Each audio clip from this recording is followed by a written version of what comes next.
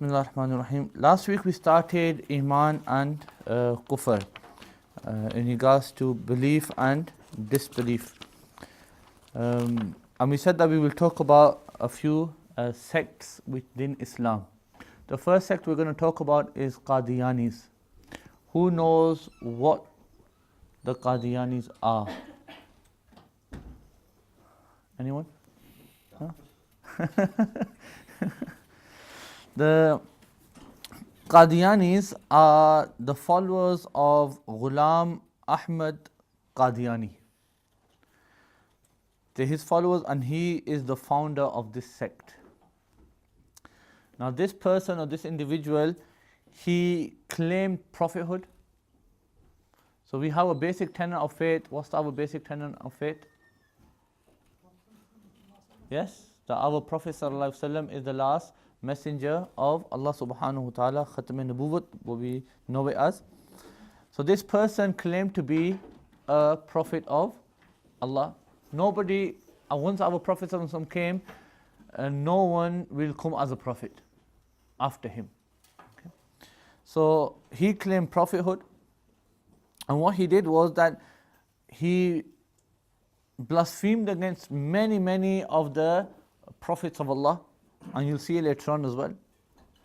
And more specifically, Sayyidina Isa, ala nabina wa alayhi salatu wasalam, and Sayyidina Isa's mother, Sayyidah Maryam, he put many blames upon them.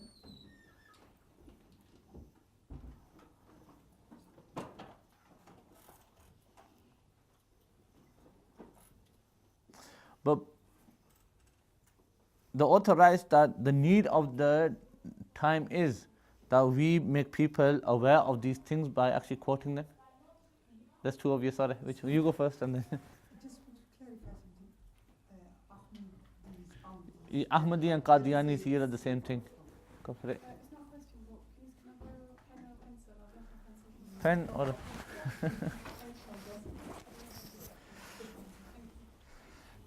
now,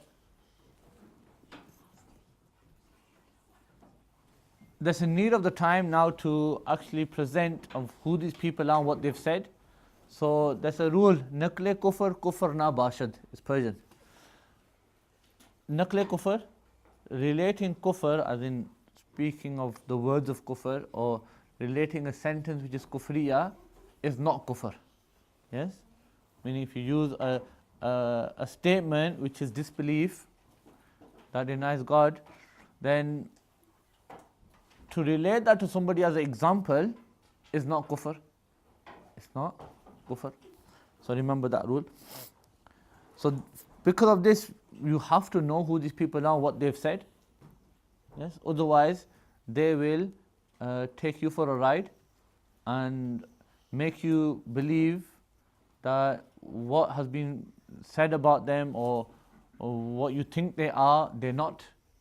Yes, so they'll deceive you in many ways. So here in this section, we will just talk about a few of the things that he said.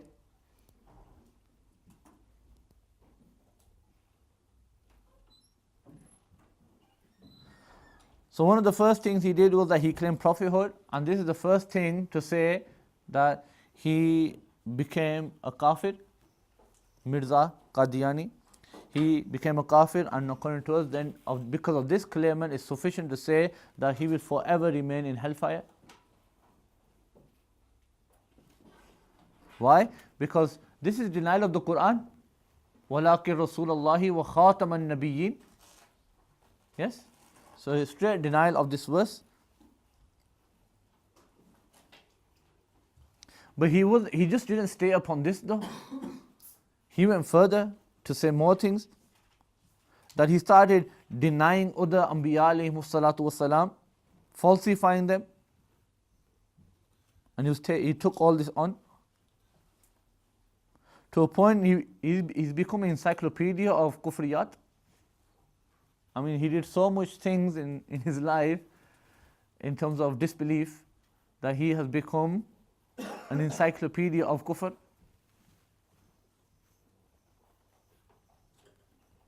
And remember one thing in our Sunnah that to belittle any Nabi of Allah subhanahu wa ta'ala is an independent kufr, meaning independently.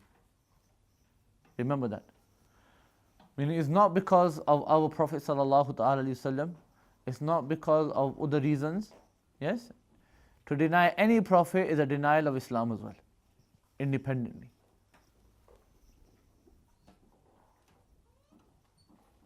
So even if a person believes everything of Islam but denies one Prophet, and this is one of the reasons where Allah subhanahu wa ta'ala says they denied the messengers. You know, when messengers, how much messengers would come to a nation? One? Yes? As in majority of the cases. One messenger, and there's specific stories in the Quran as well where only one messenger was sent, and then the nation denied that messenger. And then at the end of the verse, Allah subhanahu wa ta'ala will write regarding the nation that they denied messengers, as plural. But if you look at in detail, then how many messengers or prophets were sent to that nation? One. Who did they deny at that specific time? Only one. So why did Allah subhanahu wa ta'ala say that they've denied messengers as plural? The answer to it is that every single prophet and every single messenger came with one message. Yes? And that was Tawheed, wasn't it? The oneness of Allah subhanahu wa ta'ala. That was the coming of our Prophet sallallahu alaihi wasallam. The message was the same, basically. Yes? The message was the same. And what? If you deny one messenger, then you deny all messengers. Yes? If you blaspheme against one messenger, then you blaspheme against all messengers, because the message is the same. Now he went out and blasphemed literally against every messenger that he could think of.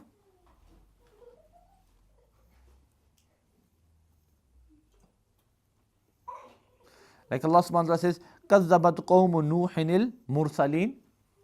The nation of Nuh denied the Mursaleen, the messengers, plural. When it's Qawm Nuh, who's their prophet? Sayyidina Nuh. Who did they deny? But Allah subhanahu wa ta'ala said, the messengers, plural. But the answer is simple, isn't it? Then the answer is that what Sayyidina Nuh brought them wasn't different from any other Nabi of Allah subhanahu wa ta'ala. Laws can change. We're not talking about law, we're talking about belief.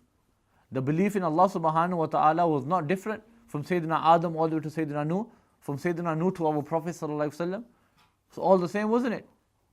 So denying one messenger is denial of all messengers.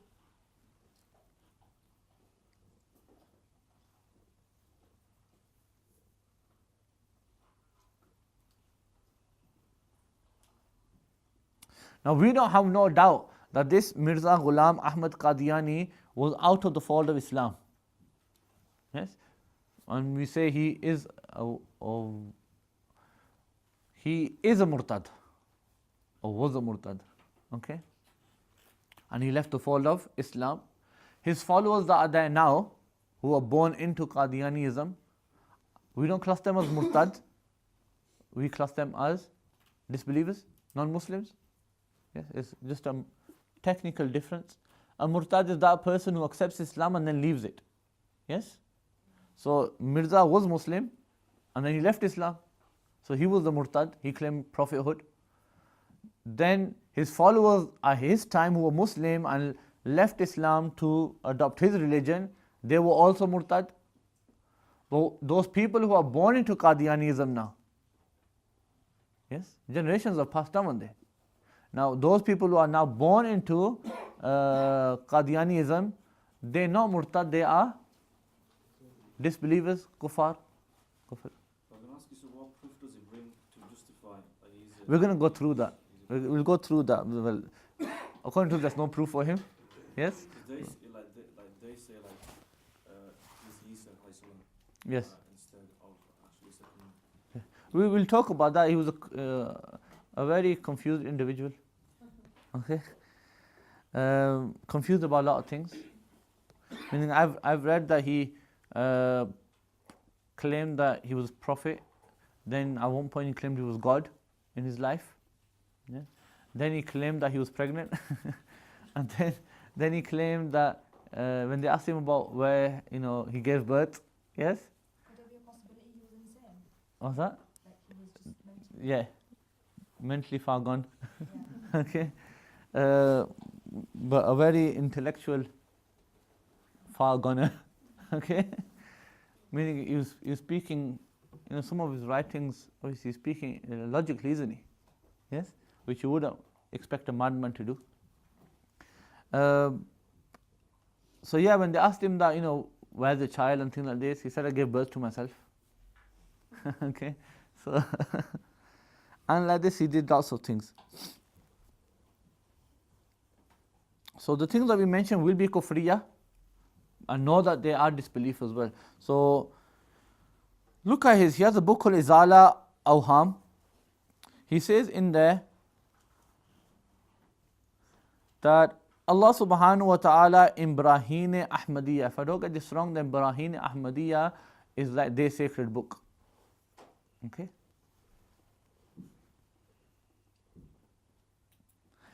He says that Allah subhanahu wa ta'ala named this Ajiz, calling himself Ajiz, weak person, to be his name Ummati, and that Allah subhanahu wa ta'ala has named him Nabi. Has named him Nabi.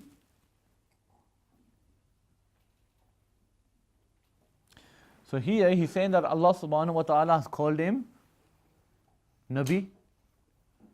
That's kufr, isn't it? Yes? He's trying to say that I am a prophet of God.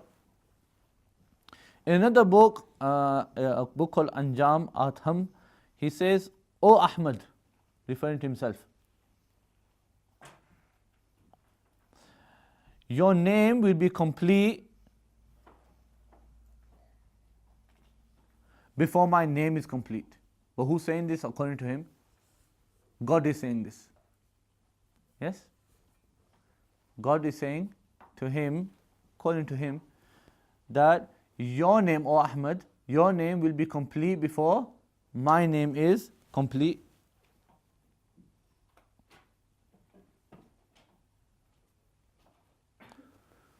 So, again, this is kufriya really, yes? Meaning God's name has to wait for his name to be complete. Yes? It's not, meaning what he's trying to prove is that he's getting revelation. In the same book, he writes that glad tidings be to you, O Ahmad. But Ahmad here refers to him, Mirza Ghulam Ahmad. You are my murad. Yes? You are my murad, my intent, my goal. And you are with me. You are with me. The truth is, what Allah subhanahu wa ta'ala said regarding the Prophet in all of these things, he said to him for himself. Yes? Those things that came in the back just now were really meanings of verses for our Prophet sallallahu ta'ala wasallam, in the rank of our Prophet sallallahu wasallam. But what did he do? He did them for himself. Yes? Allah subhanahu wa ta'ala called the Prophet a Nabi. He said, no, it's me. Yes? And various other verses indicate, وَرَفَعْنَا لَكَ ذِكْرَكَ, and so on and so forth, regarding the Prophet sallallahu alaihi wasallam. So verses like that, he started making them for himself, and those meanings. He writes in his book Anjam, he writes this, وَمَا أَرْسَلْنَاكَ إِلَّا رَحْمَةً لِلْعَالَمِينَ, that we have not sent you except as a mercy for the universe. Similarly, he writes this verse, وَمُبَشِّرًا بِرَسُولٍ يَأْتِي مِنْ بَعْدِي اسْمُهُ أَحْمَدٍ, that and as a glad tidings, give out glad tidings for Sayyidina Isa, of what glad tidings? Of a messenger who will come after me, whose name will be Ahmad. So now in both of these verses, he said that is him. He said that it is him. What verses refer to the Prophet sallallahu alaihi wasallam? وَمَا أَرْسَلْنَاكَ إِلَّا رَحْمَةً لِلْعَالَمِينَ. He said that's him. And when Ismu Ahmad, he's saying this is not referring to our Prophet, it's referring to him because his name was Ahmad. He says in his book Dafi'ul Bala that Anta minni bimanzilati awladi anta minni wa ana mink. That God says to him supposedly, maybe with the shaitan, I think somebody must have spoken to him or he was speaking to himself, that God said to him that you are to me in the place of my children.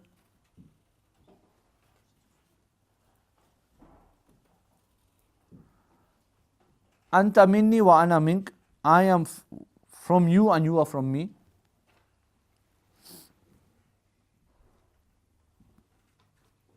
Clear kufr, isn't it?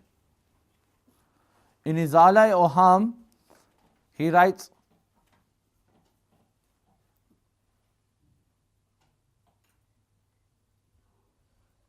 that the revelation and the inspiration that came to our Prophet sallallahu ta'ala wasallam, there were mistakes in it.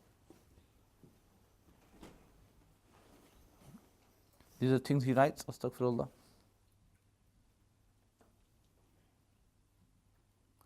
And the prophecies, if you can use that word for Anbiya alayhimu salatu wasalam,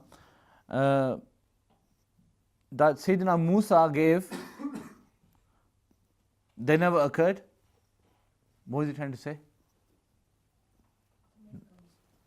Miracles or prophecies as in what will happen in the future. So he's saying that they never occurred. So those things which Hazrat Musa had in his heart, he said them. He said those things, but they never occurred. So he says the biggest thing that you can say in this chapter, whatever he was writing about, that, and he was comparing the Anbiya alayhimu salatu wasalam, that Sayyidina Isa ala nabina wa alayhi salatu wasalam's prophecies had more mistakes in them compared to the prophets. Meaning that means Sayyidina Isa's had the most mistakes in them, but other prophets had also mistakes in this. Yes? That's clear kufr, isn't it? So these statements, these are from their own books. Yeah, this book, from his book, his books, his writings, not from their books, his books. As in not the sect, but he himself has written these books.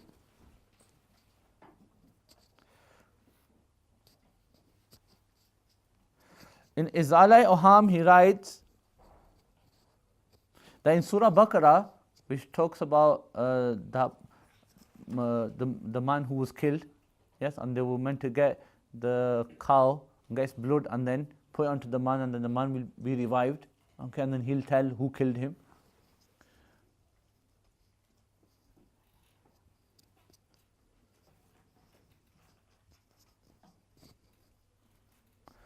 He says regarding this, that this was really, what would you call it, a threat of Sayyidina Musa. So, he's trying to say it didn't really happen. What was it? A threat from Sayyidina Musa. I don't know how he got to that, but, and then he says that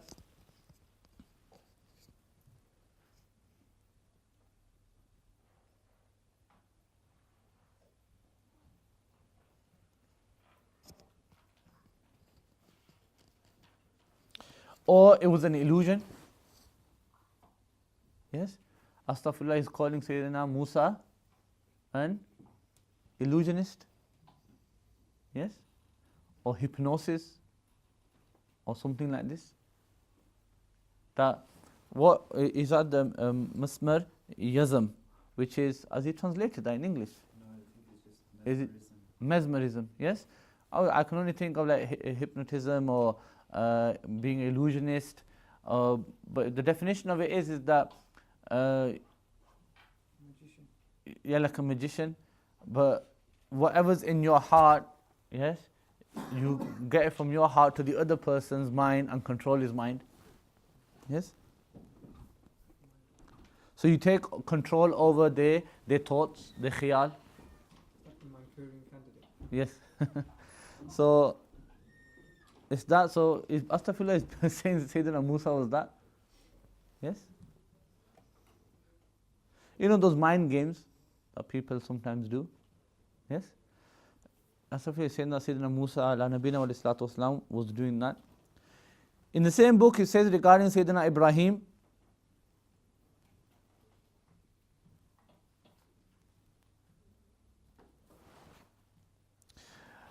that in the Quran, you should know that the story of Sayyidina Ibrahim, when he asked Allah subhanahu wa ta'ala to know how he revives the dead, and then Allah subhanahu wa ta'ala commands him to get 4 pigeons, take the heads off, put them on one mountain, put the bodies on another mountain, so on and so forth.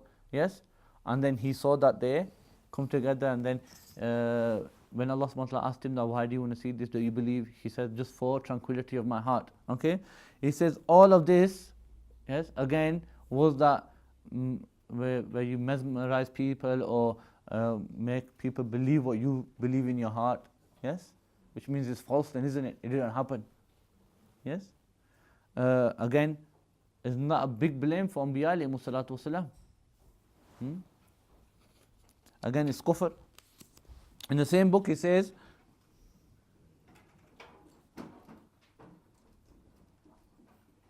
that there was a king once, and there were 400 prophets. 400 prophets with him, and they gave him a prophecy that he will conquer. Yes, that he will conquer. He said all of them came out to be liars. Yes, all of them came out to be liars. So again, but the point here is that he just denied Anbiya alayhimu salatu wasalam. Yes. Regardless of what he's talking about, to say that there were 400 prophets, now then the Aqidah that Anbiya alayhimu salatu wasalam can't lie. But then you associate lie to them. And then that king, when he fought that battle, he lost. Rather, he died in that same battle. In the same book, he writes that the Quran has blatant swears in it.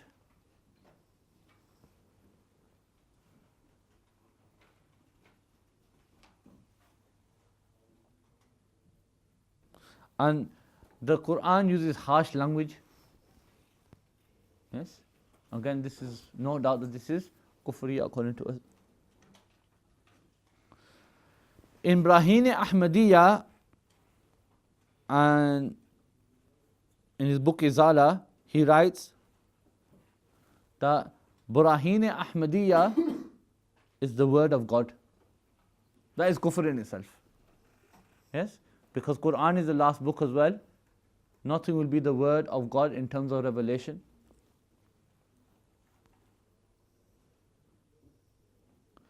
In his book Arba'in, he writes, the perfected Mahdi was neither Musa nor Isa. The perfected Mahdi was neither Musa or Isa. Who's higher in rank? A Mahdi or a prophet? A prophet. And Mahdi, he gets his greatness from what? That he's rightly guided. Yes? He's rightly guided. And yet a prophet is a lot higher. So it shows that he's trying to say that even Sayyidina Musa, Astaghfirullah, Sayyidina Isa weren't even rightly guided. That's what he's trying to say then, isn't he? Yes? Or that they weren't completely guided or perfectly guided. Then the truth is that blame is not upon Sayyidina Musa or Isa, is upon God. It's kufr, isn't it?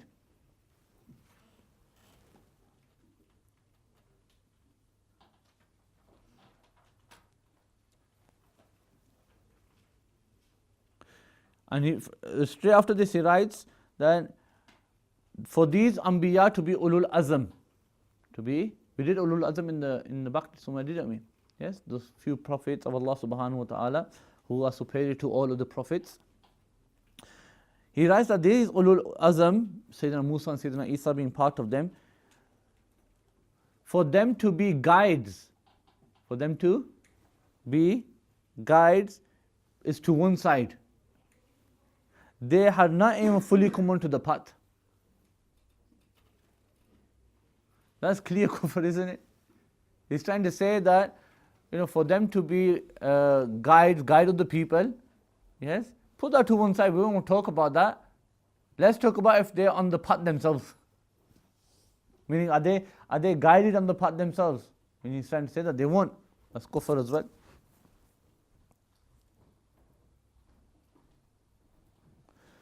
But he had a thing for Sayyidina Isa. Astaghfirullah. Yes? He always used to say things about Sayyidina Isa. So look what he said about Sayyidina Isa. He talks to the Christian missionaries and he says, "O Christian missionaries, don't say our Lord is Masih anymore. Don't say our Lord is Masih. We will forget his Lord, we will go down for our Lord inshallah." He said that, "O Christian missionaries, stop saying that Masih, Jesus, is your Lord. Stop saying this.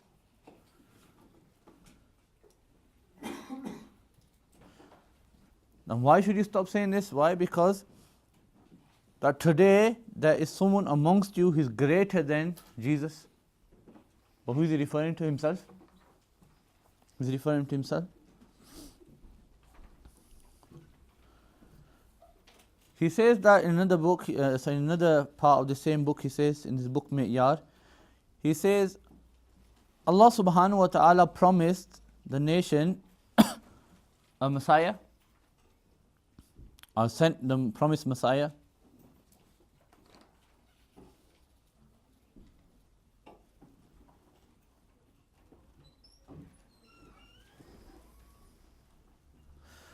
Whose rank is greater than the first Messiah.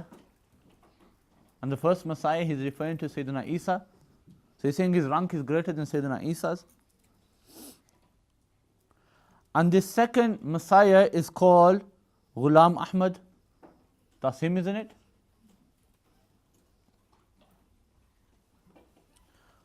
Now why has this been done? He writes, so that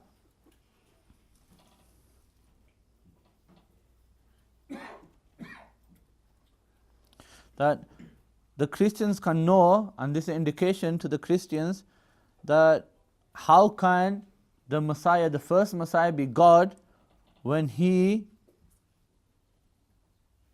cannot even equate to the lowest slave of Ahmad.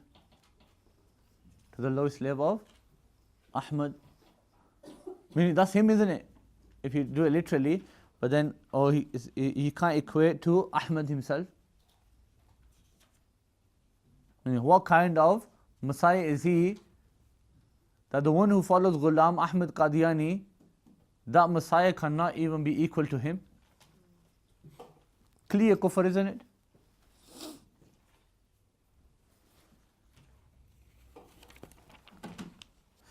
In his book Kashti, he writes,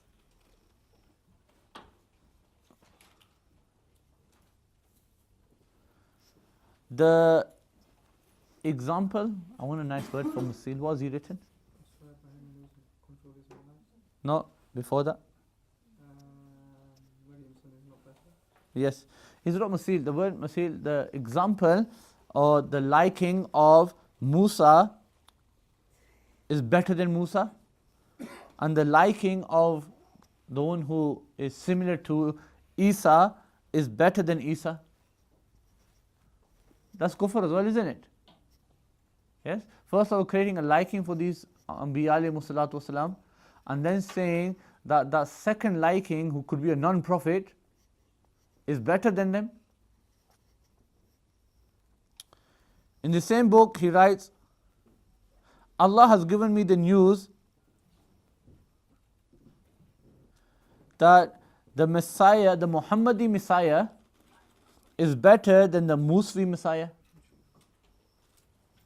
I mean, he's trying to come to himself, isn't he? He's made this notion up that he's a Messiah somehow. That's his notion. That's how deluded he was, that he made this notion in his head that he is the Messiah, and everything that he did was based on that one notion, that he's the Messiah, he's the promised Messiah, he's the one that God has sent. Yes? So he's building around that notion, but to make people believe him, he's denouncing all others.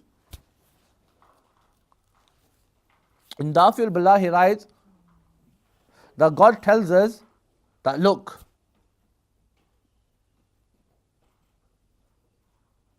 that I will create a second of the first, i.e., the first Messiah is Sayyidina Isa.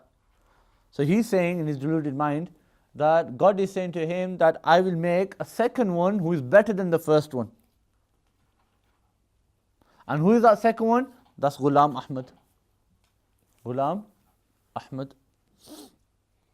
And then he wrote this, that let go of the mention of the son of Maryam.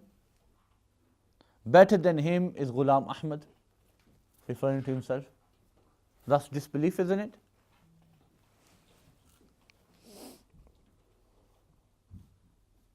So he says that this, what he just said, is not just poetic things that I'm writing. They are factual.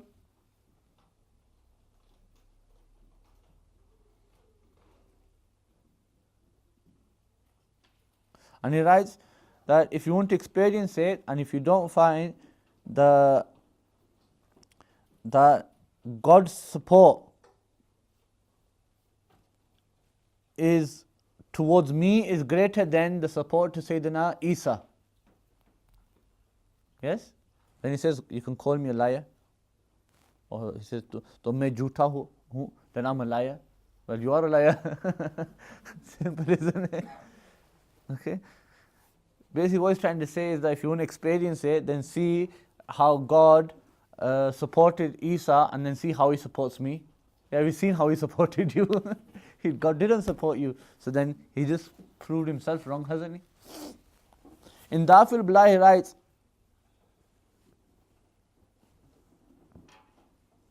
that Allah subhanahu wa ta'ala is powerful over everything, isn't he? That he can fulfill his promises. But he says here, God cannot bring back that person whose fitna, when you came the first time, whose fitna for the first time destroyed the dunya. What he's trying to say here is that Sayyidina Isa will not come back. Why won't Sayyidina Isa come back? Why? Because even though God is all powerful, but he will not allow for a man who he gave a chance to come and give his message everything, yes? And he sent him to give his message. He didn't complete that, rather he destroyed the world. Yes? I mean, that's a big blame to put upon Sayyidina Isa, that when he came, he didn't do his job. Yes? Rather, instead of bringing peace, he brought trouble. Yes? That's a big blame, isn't it? Yes? Sayyidina Isa will come back. Yes? And the belief in regarding Sayyidina Isa's coming back is proven through mutawatir hadith. Yes? And to deny it, as in just complete rejection of it, yes, this is kufr. Just complete rejection of it. It's kufr. Why? Because it is proven through hadith mutawatir. And if it's denied over some technicalities, yes, meaning are those hadiths really mutawatir or whatever, and so on and so forth, yes, then we say that the person has become misguided. Okay? This is the two aspects which we have to it. But you have to understand here as well, when you debate these things as well, it opens Pandora's box. Yes? And it gives a way, a door opens for Qadianis to jump on it. Yes? So these beliefs that Muslims have, you should keep them intact. Yes?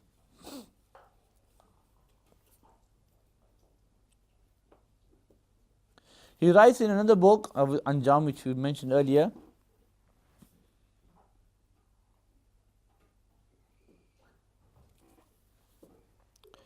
we'll skip down. In his book Kashti rather, he writes that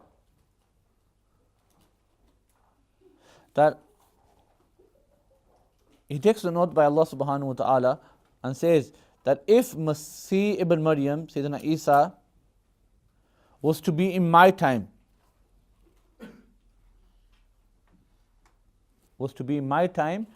the speech that I am doing right now, he would not be able to do.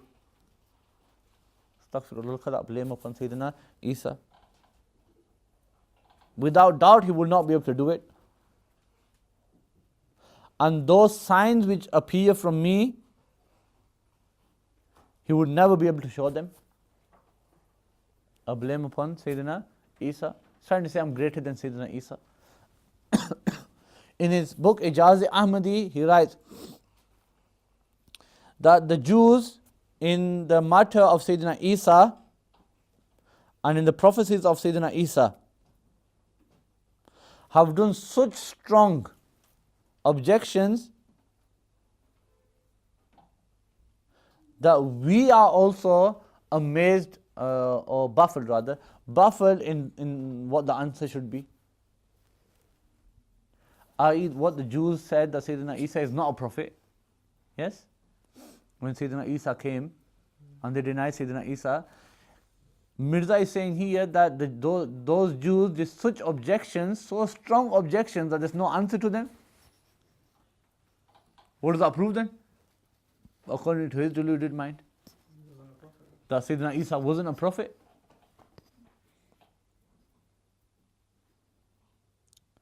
Without saying this, that definitely Sayyidina Isa is Nabi. He's trying to say that before we come and make this claim that Sayyidina Isa is a prophet, we have to first answer those strong objections.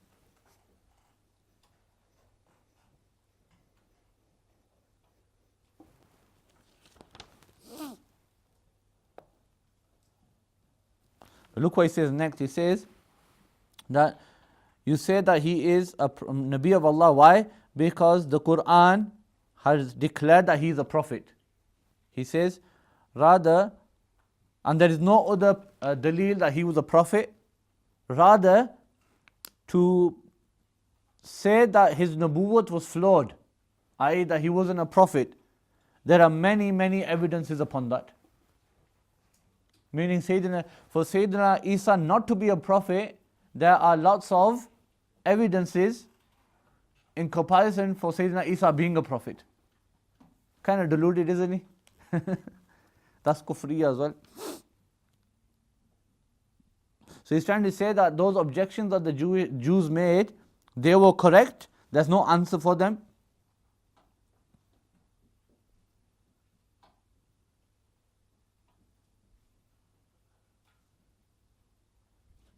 Yes?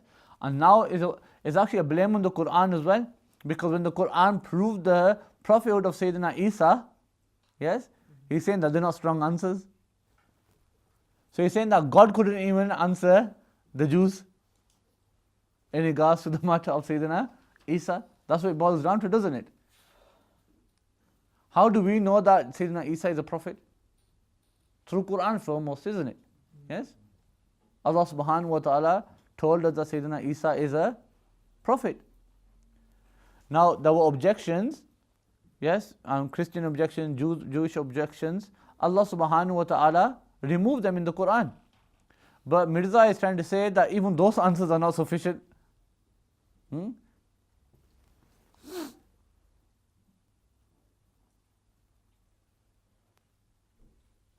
another page he writes that Christians cry over the lordship of Sayyidina Isa, meaning Sayyidina Isa being God. They cry over this. What I mean by crying is that they constantly yabbering about this. Yes? Always talking about this. But here we can't even prove his prophethood. Astaghfirullah. The Christian claim is flawed anyway, that Sayyidina Isa is God. But look what he's trying to do. He's trying to say, what? That Christians, you are claiming that he was God. Yes?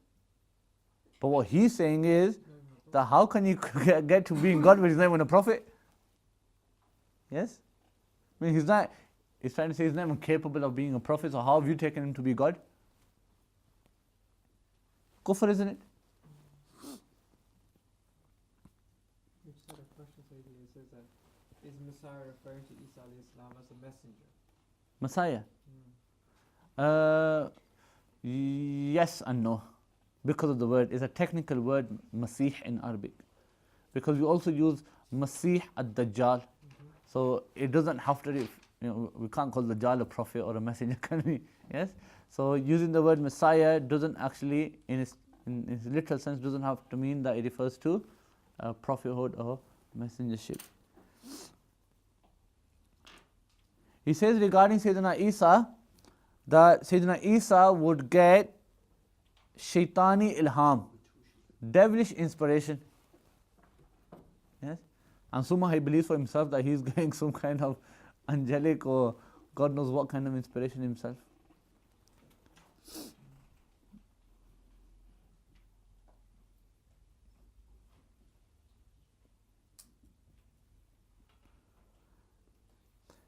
He writes on another page, the majority of the prophecies of Sayyidina Isa were mistakes or flawed. They never occurred. Another page he writes, what's the translation for of source? Sadly. Sadly, he says that sadly we have to say that upon the prophecies of Sayyidina Isa, the Jews have strong objections. And this word strong, strengthen a bit more, as in the way he's trying to say in the Urdu. To which we in any way cannot remove. So the objections that the Jews have put upon Sayyidina Isa, he's saying that no one can remove them, we can't remove them. But their objections are based upon what? That he's not a prophet. So what is he trying to prove? Sayyidina Isa is not a prophet. And denial of any prophet in Islam is kufr.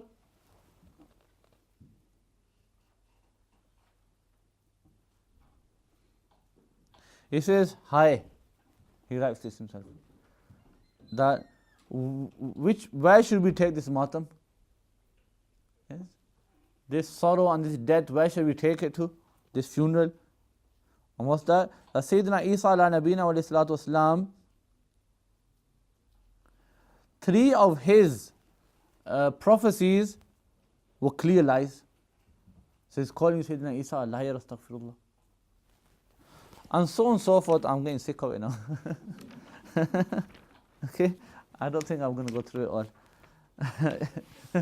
Yeah, you can read up on it. It's kind of sickening. He just goes on, yabbers on a lot.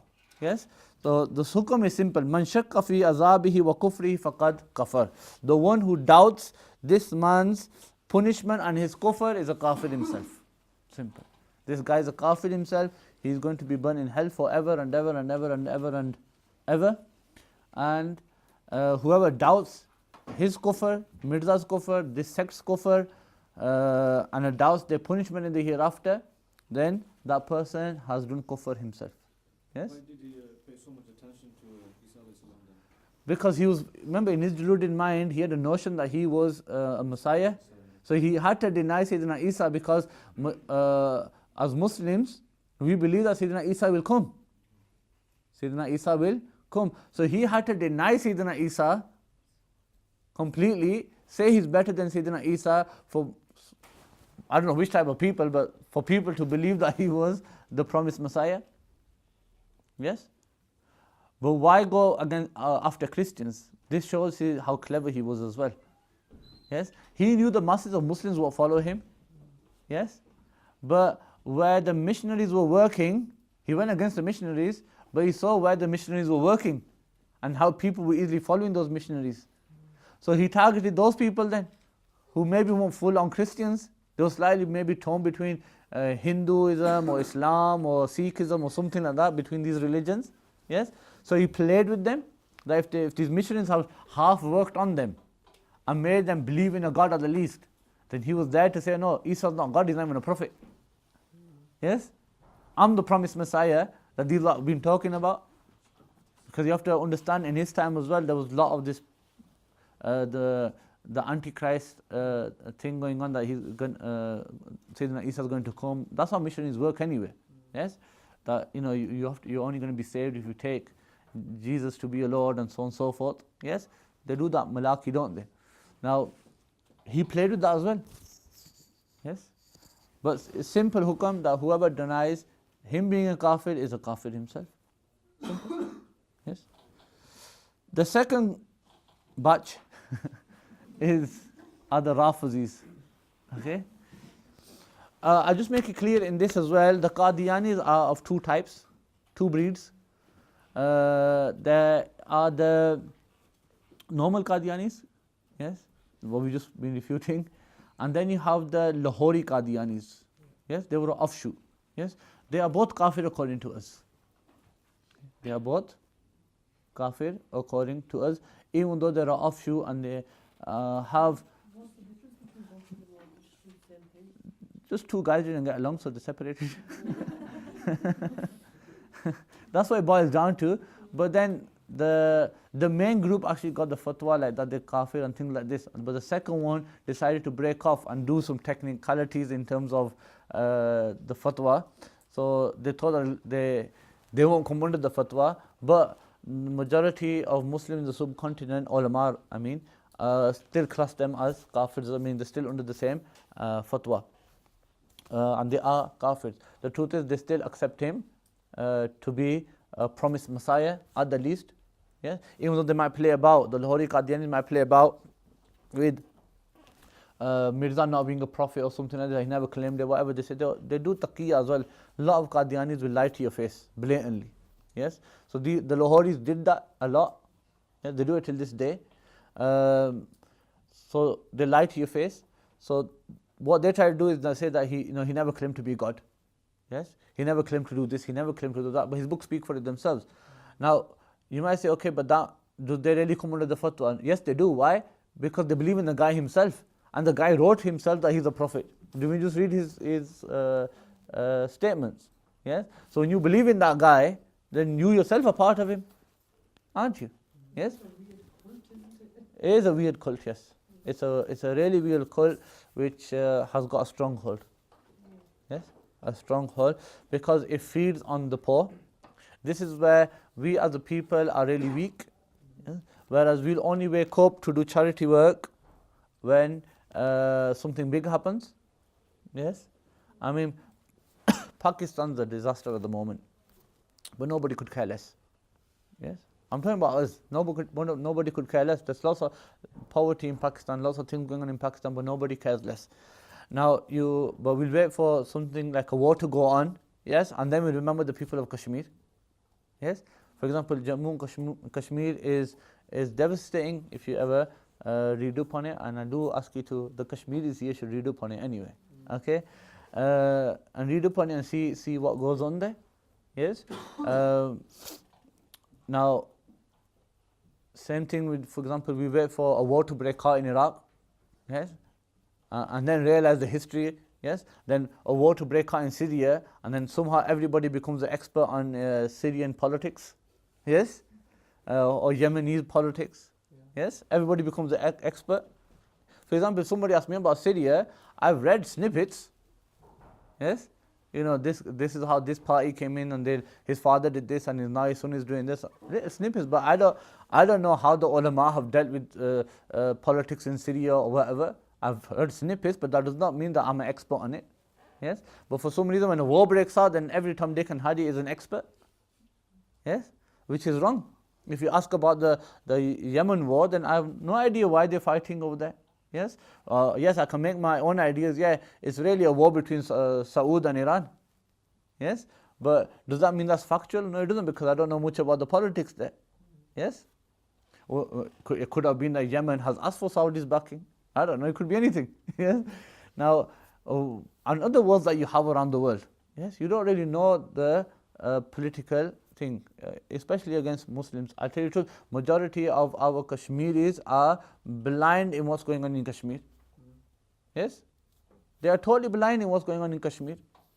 And generally we'll just put it down to, it's just a Muslim and a Hindu thing. Yes?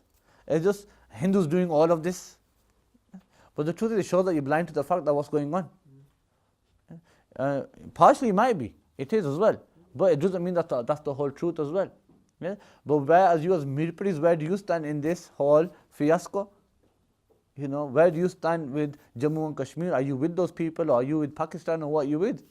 Yes? Don't you have an identity? Yes? The Mangla Dam electricity that was promised to you, that was going to be free for you, you still have to pay for it. Yes? And yet still you don't get electricity from Mangla Dam, it comes from somewhere else. If you're living in Mirpur. Yes? I mean, your assets aren't there. Yes? So you have to give thoughts to these kind of things, but we only give them a thought when something big happens. Yeah? So we let go. But these people are so clever, yes, that they didn't care which country was going through what. They went. They saw that Africa, because this land of poverty, whatever they call it, yes, is a third world. They went. Places like, you can go to Kenya and Somali and I don't know, all these other places in Africa where, like whole towns are Qadianis. Yes? And what have they just done? They just doing what missionaries used to do. Just go in and keep preaching, give them food. Yes? Give them food packages and look after all their needs, and that's it. They're ready to accept your religion. And that's what the Qadianis did. Yes? So, and then they became major players in the world, and especially in Africa. They are big players in Africa, that they influence parties now. Now they're going into English areas and offering, like churches and yes, like sponsoring and all sorts. They'll do that, but this is where we fall back then, don't we? Yeah. So we need to wake up, that we don't have to wait for a major disaster to happen to realize, okay, there's an earthquake in Muzaffarabad, there's poor people there. Yeah? And then go and give things out in Muzaffarabad because there's poor people. There were poor people there before that. Yes? But the truth is, when Muzaffarabad happened, I was reading a report that over 15 of 20%, yes, of this area in Muzaffarabad, a village, right, became Christian. Yeah? By Christian missionaries. When the earthquake happened. Yes? In one village, a whole group of people became Christians. And that happens if you think that there's no Christians in Pakistan. Majority of north of Pakistan is, majority of it's Christian. Yes? And you have other faiths. You can go to Gilgit, yes, where you have, what do you call them? Buddhist? Not Buddhist, sorry, I forgot what they call. Similar to that, that's what I was looking for the word. Yeah. Yes. They wear the Kashmiri dress, yes, but they don't believe in Allah subhanahu wa ta'ala, they don't believe in any heavenly book, nothing. Yes, but you have people like that as well. But the truth is, we should be going into that and making them Muslims, but nobody could care less. Yes? So it's something for you to look into. The second batch of people are the Rafizis. Okay, the Rafizis, we just go into them slightly. The Rafizis are Shias.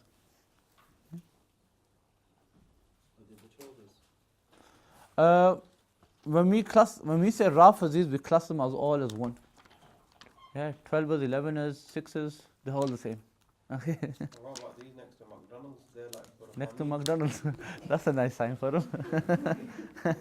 They're all part. When we're saying it here, we're just talking generally over the whole sect. Okay?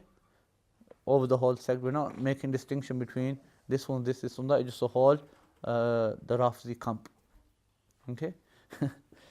So, if you want to ever read a book on them, then Isna Ashariya by Sheikh Abdul Aziz Delvi. Yes, the actual book's in Persian if somebody wants to read it. It's quite a common book. You can read in that. He has dealt with the issues very smartly. And I believe it's translated into English as well. Yes, Isna Sharia, 12 verse. Okay, that's what come out. What Shiaism is really about is that they have lots of insults against the Sahaba Ikram. And this is something that is common practice by them. And I mean, in the last couple of years, since the TV channels have been opened, we've seen a lot of that now. Maybe before it was a bit of like, do they really do it? Yes, that type of thing, just the Maulana saying it. Yes, they're not really like that. But the truth is, they have always been doing it. It's just now in the open, right? Live on TV, swearing at Sayyidah Aisha radiallahu ta'ala anha and various other companions. It's all come out now, so they can't really hide from that. They only accept a few Sahaba Ikram, yes, a handful, and the rest of them they say that they were hypocrites. The three Khulafa, Sayyidina Abu Bakr Siddiq, Sayyidina Umar and Sayyidina Usman, instead of calling they Khilafa Rashida, rightly guided Caliphs, they say that they are Khilafat Ghasiba, that they snatched it of Sayyidina Ali. Meaning they believe is that Sayyidina Ali was the only one that could be the Khalifa, but these Allah overpowered Sayyidina Ali. Yes? But it's a bit baffles that when you say that Sayyidina Ali is the bravest, which he was, yes, and then say that he was overpowered. It doesn't kind of work out, does it? Say that he's the strongest as well, he was the most courageous. Give all these titles, and rightfully so give the titles to Sayyidina Ali, but then have this as well, that he was overpowered. It doesn't make sense, does it? And Sayyidina Ali is known to stand up for the truth. Yes, I never stood up for this truth. That the Prophet left the Khilafah to him. He never stood up for that.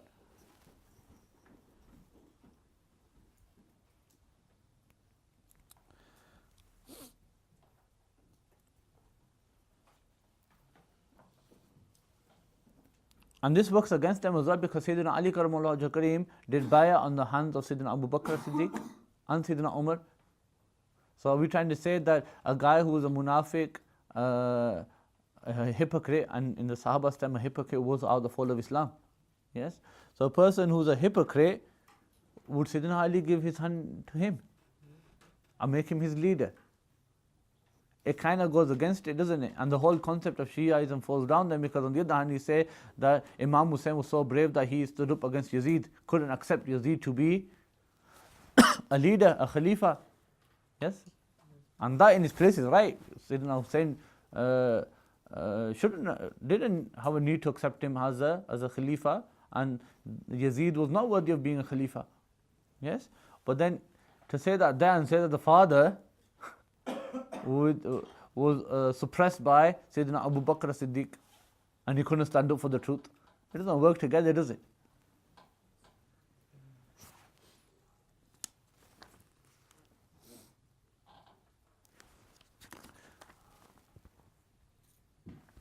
And he also mentions as well that Sayyidina Ali Karamallahu Wajhahu Kareem gave his daughter in marriage to Sayyidina Umar radiallahu ta'ala an. Okay. Now, if you use that, then the case is that would Sayyidina Ali give his daughter to a munafiq? No. So it doesn't work together, does it? And then they put blame on Sayyidina Ali that he knew that Sayyidina Umar astaghfirullah was a munafiq, but just to save himself he did taqiyya. Where does the notion of qadiyya start in Shiaism? They say, in this case, it will be that it's been there from the beginning? They will say it's been there from the beginning, but the truth is that, when you're hiding your faith and things like this, right, it only comes when you are suppressed. Okay? So it was only born really when the Shias fully came into actually being a group after Sayyidina Ali Karamallahu Wajhahu Kareem, and then when they started making those objections upon Sayyidina Umar and Sayyidina Abu Bakr Siddiq, then people were making these objections, then they came up with this notion, yes, to say that Sayyidina Ali was doing taqiyya. So it was actually born from that. Oh, they will say that it was, oh, there was this, it can be proven from this verse, it can be proven from this, it can be proven from that. Also, we have answers for them. But the question where it was really born, the truth is it was really born when they started bringing out these ideas, and then the true ulama, right, answered them. Yes, saying that Sayyidina Ali well did bay'ah here. Yes, then they came up with this concept of taqiyya. Okay.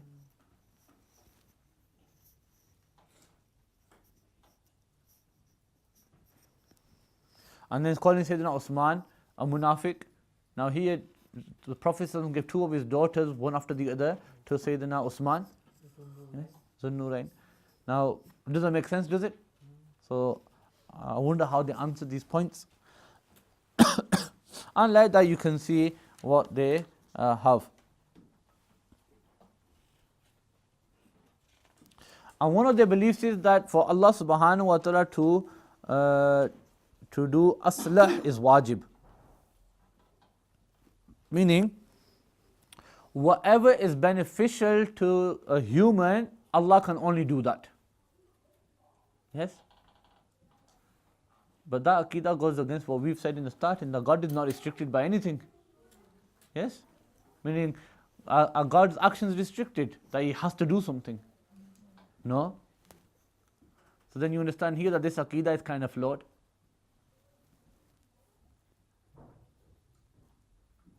And one aqidah is that they believe that the A'imah, the 12 Imams, are greater than prophets. Yes? And that's kufr. That's disbelief. If you ever hear somebody say that, then that's disbelief. Another aqidah is that they believe that the Quran is not complete, it's incomplete. Yes? And verses were taken out, like saying that some verses were about the Ahlul Bayt and Sayyidina Usman took them out. Yes?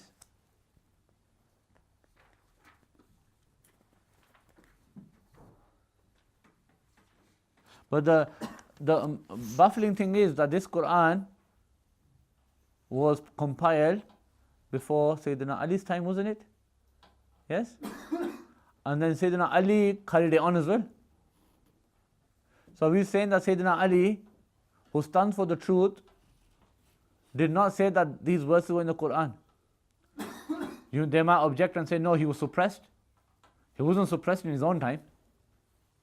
In his own caliphate, Sayyidina Ali was the leader. Yes? With one order, he could have just said that, look, this Quran has missing verses in it. Bring them and put them in. But no, we show that Sayyidina Ali also agreed with the Quran. So this is another part of the aqidah.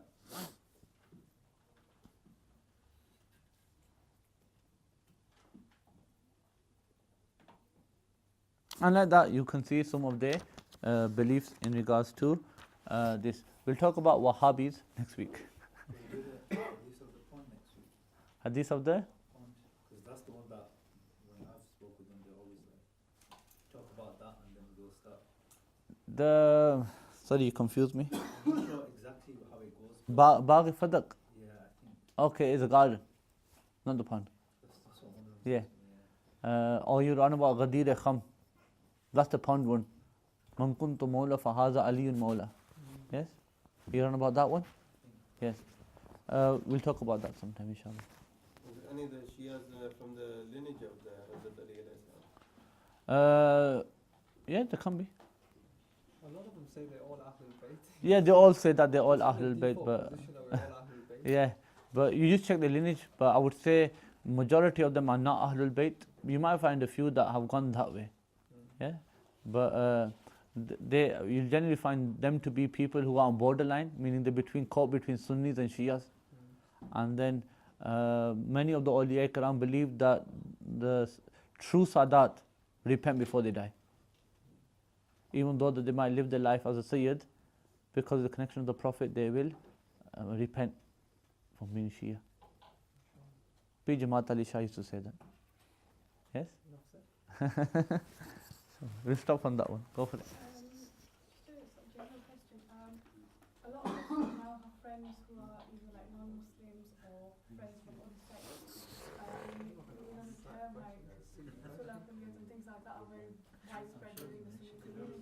Sulah Kulli is a misunderstood term.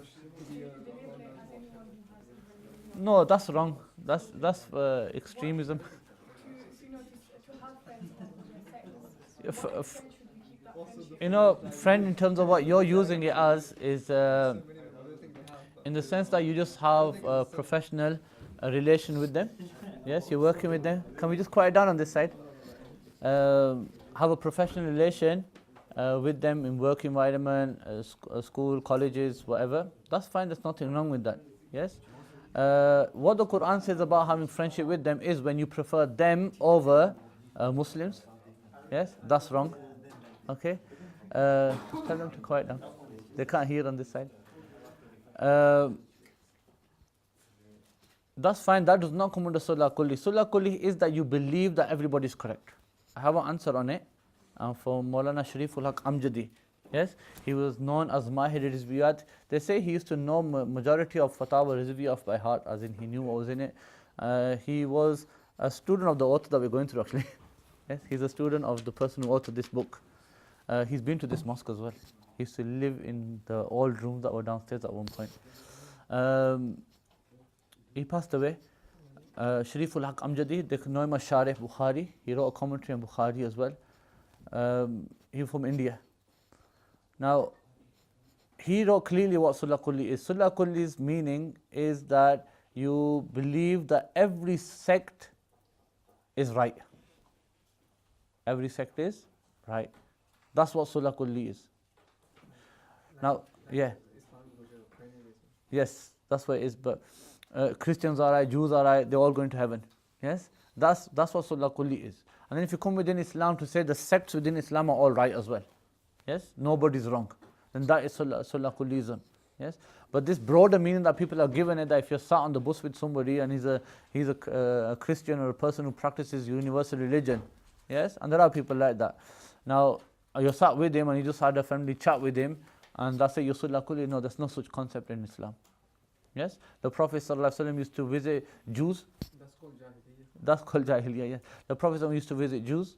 Yes? There was a Jewish boy who was ill, the Prophet visited him and then he accepted Islam. Yes?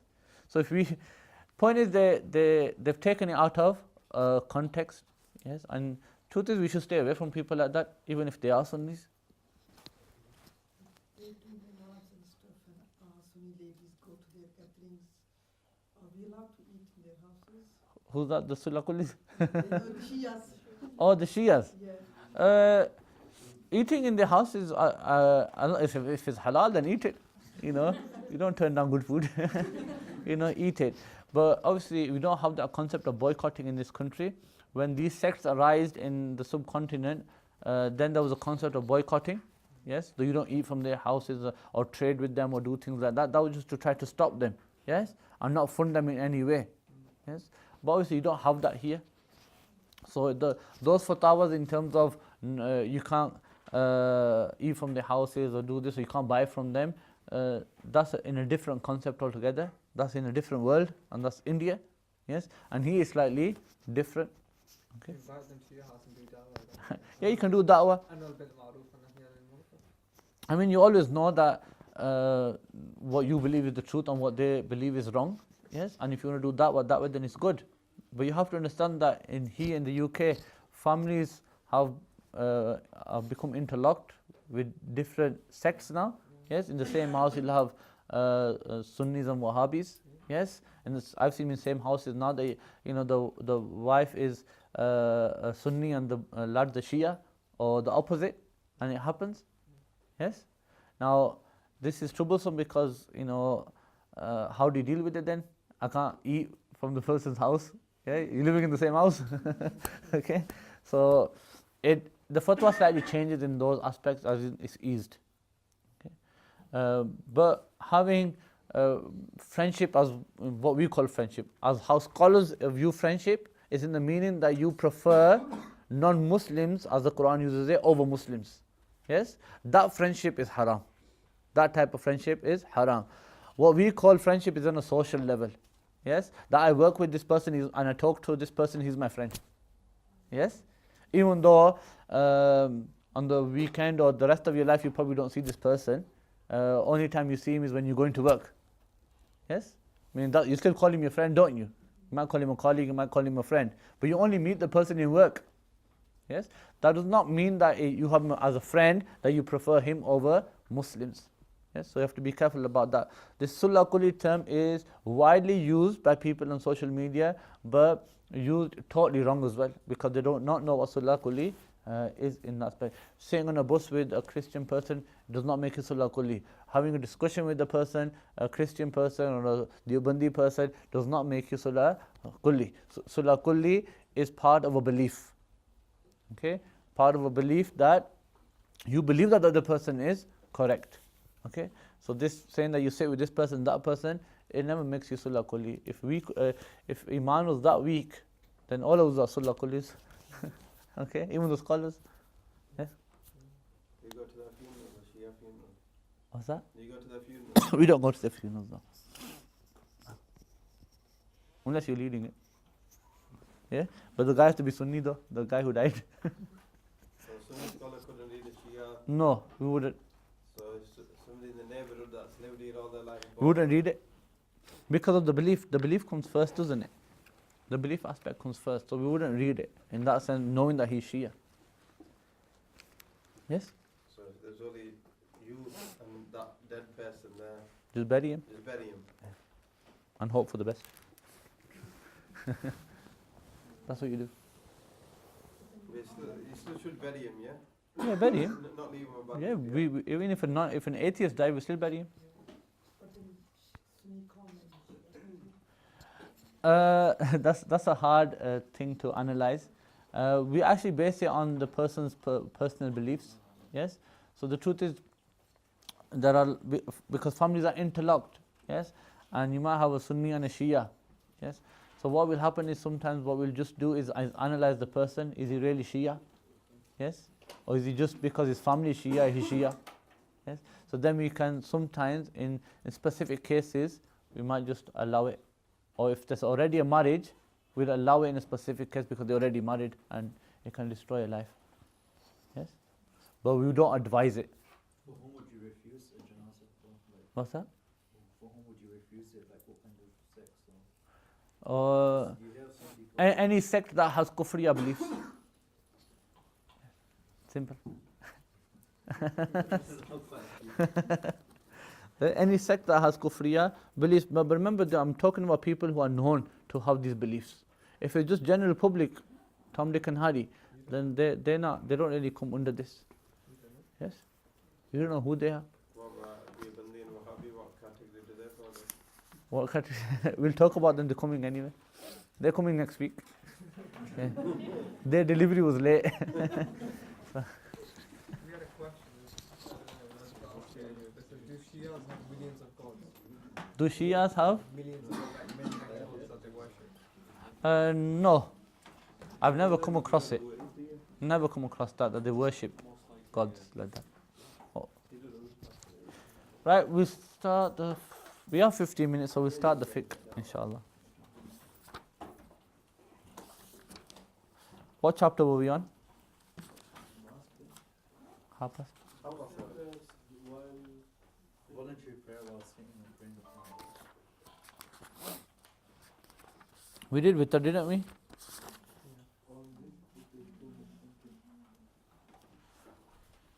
So praying prayer, nafil prayer while sitting. Right, listen to this, that praying nafil prayer while sitting, even though you have the strength to stand and pray. This is permissible. Nafil prayer sitting. Yes? But to read it standing is more rewardable. In other words, you get half the reward if you sit down and read the nafil prayer. You get more reward for standing. Okay. If you become imams, I'll advise you through experience to sit down and read your nafil. Okay. You'll get fatwa on you otherwise. Some of the general public don't understand, and sometimes they have these concepts of that nafil have to be read sitting. Yes, and if you don't read it sitting, then they think that you haven't read nafil. Yes. When I came to this mosque, I had this dilemma because I used to read all my prayers standing. Yes, and then what happened was that they started saying that I'm a Wahhabi. that I'm not reading my nafil. So then I was a bit young, so I spoke to Ustad Saab, and then they said, look, just read them sitting, just to let them know. And that's for to do islah of people, yes, for betterment. You can also teach people by your actions. It does not come under showing off as well, yes. So remember this, that's this for imams, by the way, imams or people who are in a position to teach people. Then even when they are in the forefront and they want to teach people by their actions, yes, maybe say the dod a bit better to let people know that this is how you say dod, yes, the letter dod. So you can do that, and it won't be classed as showing off. Okay, but obviously if you have the intention of showing off, then it will. Okay, so don't have the intention of showing off. الصلاة والسلام عليك يا رسول الله. This is voluntary prayer. الصلاة والسلام عليك Yes, يا sunnahs as well. حبيب الله. وعلى آلك وأصحابك يا نور الله. This is Ustad. I'm just referring to, remember last time we told the story of the itikaf. الله أكبر الله أكبر. الله أكبر الله أكبر. أشهد أن لا إله إلا الله.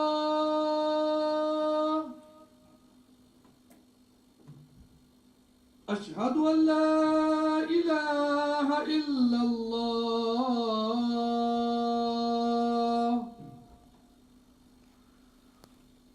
أشهد أن محمد رسول الله.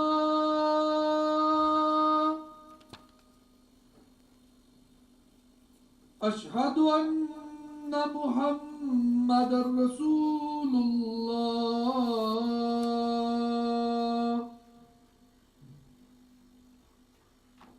حي على الصلاة.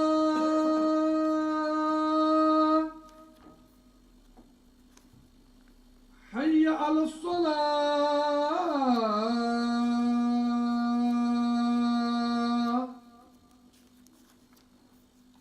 حي على الفلاح.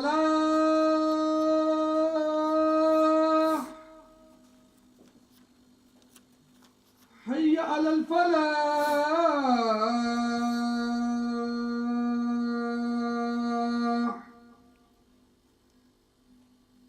الله أكبر الله أكبر.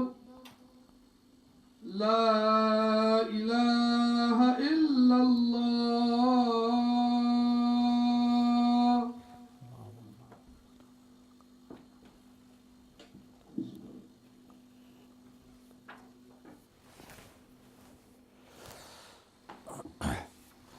So the way you say in the nafil prayer, nafil can refer to your sunnahs here as well, okay? Not just nafil itself. Is that you say in the tashahhud position, yes, and you fasten your hands. For nafil prayer, if you start them standing, it's permissible for you to sit down and finish them as well. So if you get a bit tired, you can sit down and finish them off. There's nothing wrong with that. If a person is riding and he starts his prayer on his ride, nafil prayer, then obviously he faces the direction in which the animal is going towards. He can come off, unmount his horse or camel, whatever is on the car. He can come off it, face Qibla and carry on with his prayer. Okay? In nafil prayer, that is. But you can't do this the opposite way. You can't start your prayer on ground and then mount your horse and carry on with it. You can do it the opposite way.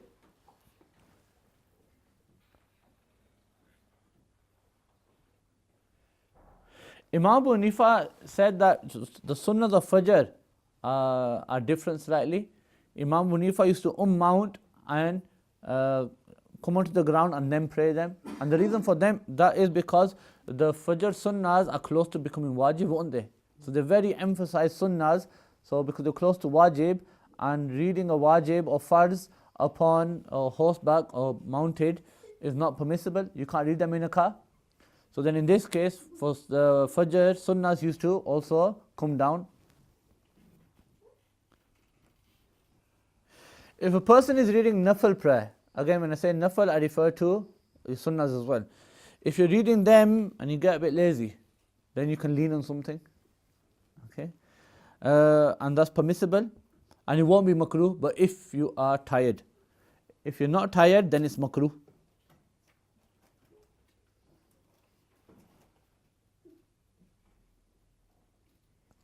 You cannot read your salah while walking. Yes? Don't be reading namaz while walking. Yes? Make life easy for yourselves. Sisters in town and either read namaz while shopping. Yeah? Can't do that. And namaz while walking is not permissible, except in a few cases. But we're not going to tell you. The next chapter is to do with farz prayer and wajib prayer upon a vehicle. He says animal, we'll say vehicle. Now, farz, wajib and all these things which are necessary are not permissible in a vehicle. You have to come off. You have to come off and then read them.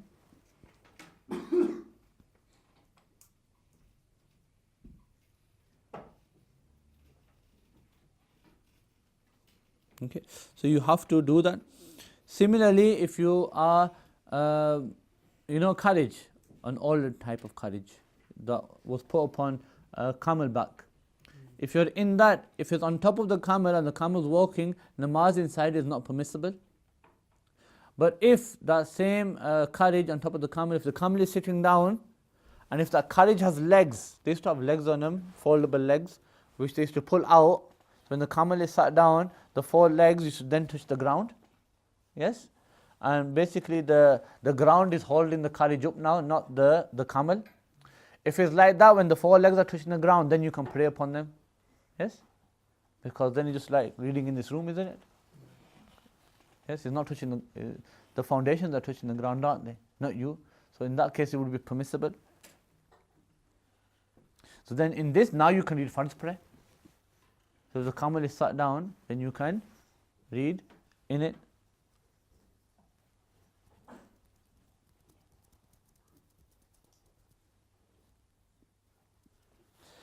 The next chapter is to do with reading salah in a ship. Is jais to read salah farz prayer in a ship while it's sailing,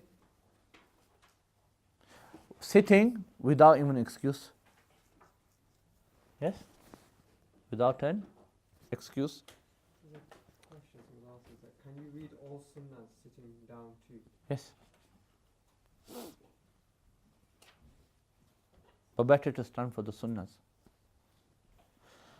According to Imam Abu Hanifa, if you're in a ship, you can sit down and read your salah with ruku and sujood. Like you read nafil prayer, you can read it in that manner. The Sahibain, who remembers the Sahibain? Yes, Imam Muhammad and Imam Abu Yusuf, your first lesson this was. Yes, do you remember? Yes, all blank faces.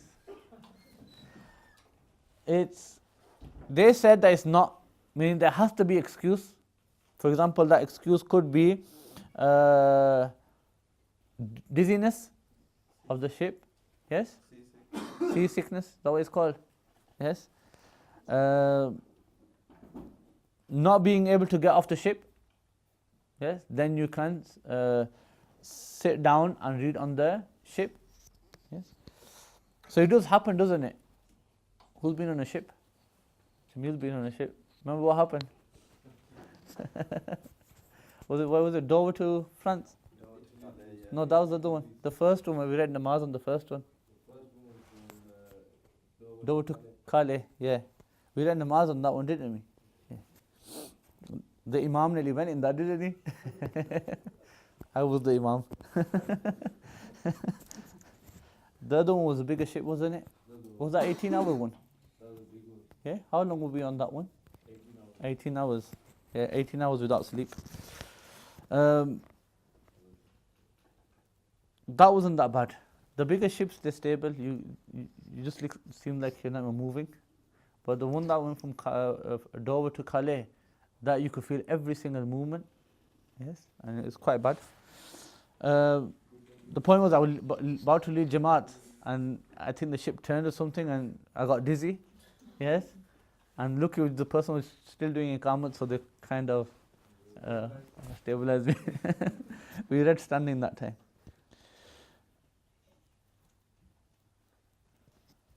It's not permissible to do indications, make signals, yes, for on a ship. Like when you're ill, and just do this and then do sajda a bit lower. You can't do that. Okay? You have to do proper ruku and proper sajda like you read your nafil prayer. If a ship is anchored, then in the middle of the sea, if the wind moves it, then this is like a sailing ship. And if it doesn't, then it's like a ship that's on shore basically, meaning you can read on it. You can read on the ship. What about train, moving train? We'll come to that. I'm going to come to that then. And if the ship is on shore, yes, fastened up everything, then it's not permissible for you to sit down and read prayer. You have to stand. Yes? Just like you being at home, isn't it? We're talking about Fardh prayer here.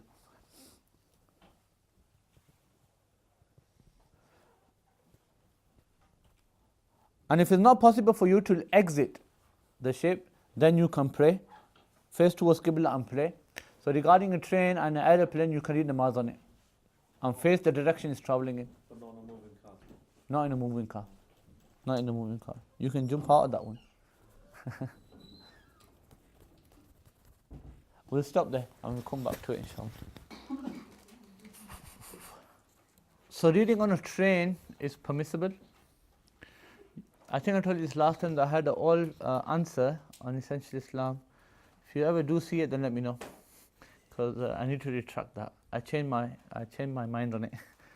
I used to not allow reading on a train. As you said that you can read, but you have to repeat your prayer. But I've read the epistle by Maulana Faqih Azam Nurullah Naimi, and in that he has said that it's permissible to read on train and on an aeroplane without repeating your prayer. And if the truth be told, I've not read anything better than that. Yes, as in Fatawa Nuriya. So I follow that opinion that if you do read upon a train or upon an aeroplane, then you do not have a need to repeat your prayer. Okay. The next chapter is to do with Taraweeh prayer. So the Nafil and Sunnah can pray anything that's moving. Yes. Nafil and Sunnah. Nafil or Sunnah you can pray. Fardh or Wajib have to be off. Yes.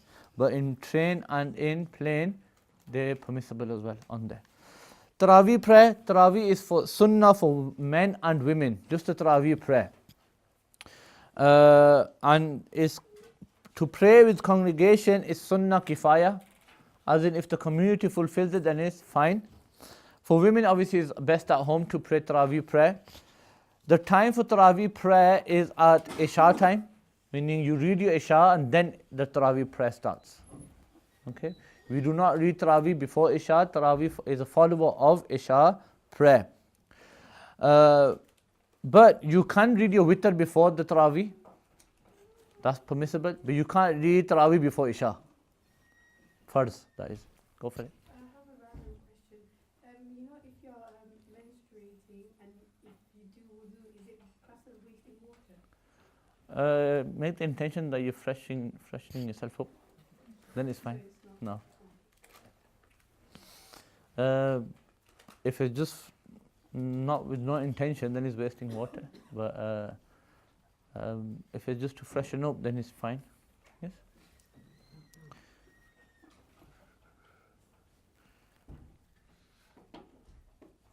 So Taraweeh prayer is Sunnah Muqda, and with congregation it is Sunnah Kifaya. That if the community does it, then it is fine.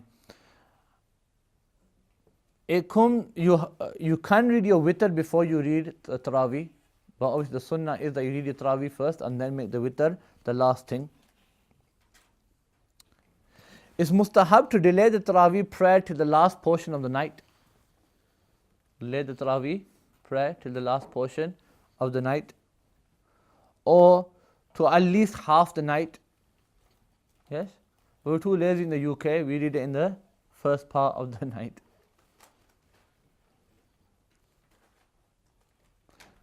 Taraweeh prayer is how many rakats? Do you know? 20 rakats. With how many salams? 20? 10. It's 20 rakats with 10 salams.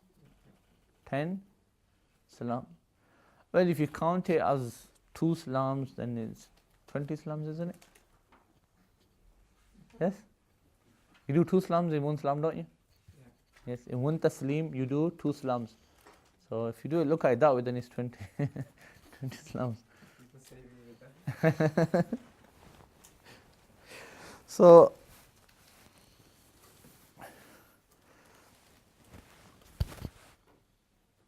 is mustahab to say after every 4 rakats?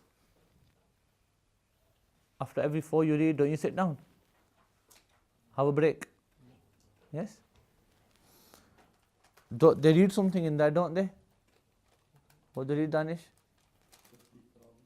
What is it? Subhana zil mulki wal malakut, Subhana zil izzati wal azamati wal haybati wal qudrati wal kibriya. We know that better than Surah Fatiha.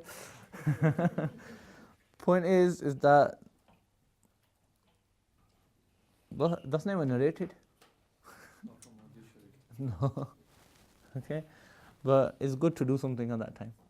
Can you read that From the book, the phone, yeah? You're outside of prayer, you're not in prayer. You can do it. Nothing wrong with it. But you meant to say, but the time you meant to say, the duration it took you to read 4 rakats. Yes? That should be 10 minutes. Yes? Isn't it? Yes? 5 for the first 2 and 5 for the second 2. So 4 rakats takes you 10 minutes. Yes? And you read about 2.5 rukus in each rakat. Yes? Roughly. Then, yeah, that should be the time. Master Hafiz reading 2 juz and then you're... Then you got it. For the past 2 years, I've been reading Taraweeh with Ustad, with Mufti Sahib, just me and Mufti Sahib alone. And they've been reading 2 Tuspare a day.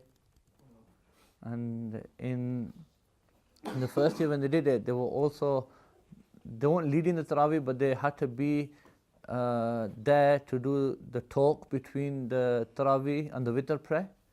So before they go into the Witr prayer, they should just give a dars. So, but they never missed their manzil, as in they never missed their part in reading Quran in Taraweeh. So then I was on duty in terms of reading behind them and listening to the Quran. So I had to read 2 Tuspare every day, in roughly sometimes 12 rakats, sometimes in 14 rakats. Yes? And then the rest of the Taraweeh had to join with the rest of them. I mean, we had to join them, not because Mufti Sahib had to be there to do the takreer. Yeah. So yeah, we finished well early as well from that. And then when in the first year when I thought, yes, that's it, they finished the Quran. Yes, and we're nowhere near the 27th night. Then what happens? They started another one. So yeah, with the second one, I think they just read over half in that time. Yeah, make dua they can do Taraweeh full on this time in a proper congregation. Otherwise, they're going to have me again. I mean, the rakats, 1 rakat sometimes you still have to about 15 minutes. 15 to 20 minutes, 1 rakat. Yeah, so it's a bit of a tough one. I think your break would be quite good, so equally about a similar amount as well. The point was, we were against Qari Abdullah. So, Yeah. Qari Abdullah teaches he was doing the Taraweeh that year. So, with Hafiz Ahmad Raza in Al Mustafa Center. So, with Hafiz Ahmad, with Qari Abdullah, it was okay because he read slowly.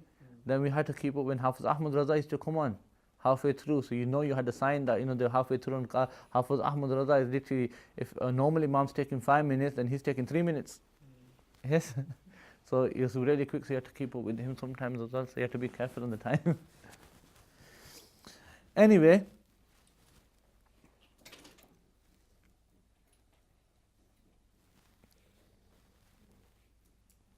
You even sit between the witr, not the witr, sorry, the Taraweeh and the witr. Taraweeh and the witr. So don't think, that's it, job's done, straight into witr. No. Sit, have a rest. Okay.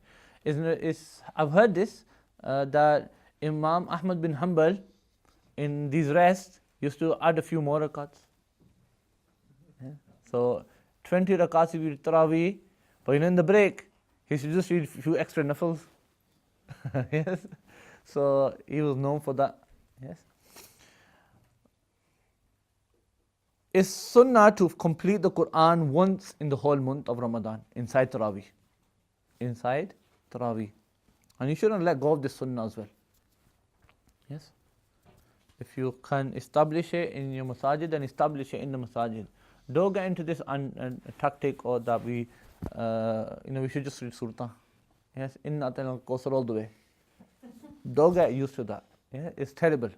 It takes, it's distancing people from the Quran, and it's taking the honor of Taraweeh away as well. Yes, now you must have seen in Taraweeh. It's hard to stand in Taraweeh. What about that one with the whole 12 and 20 thing? 12 and 20 thing. That was the concept is that they take the hadith of Sayyidah Aisha radiallahu ta'ala anha, but then sometimes Wahhabis claim to be,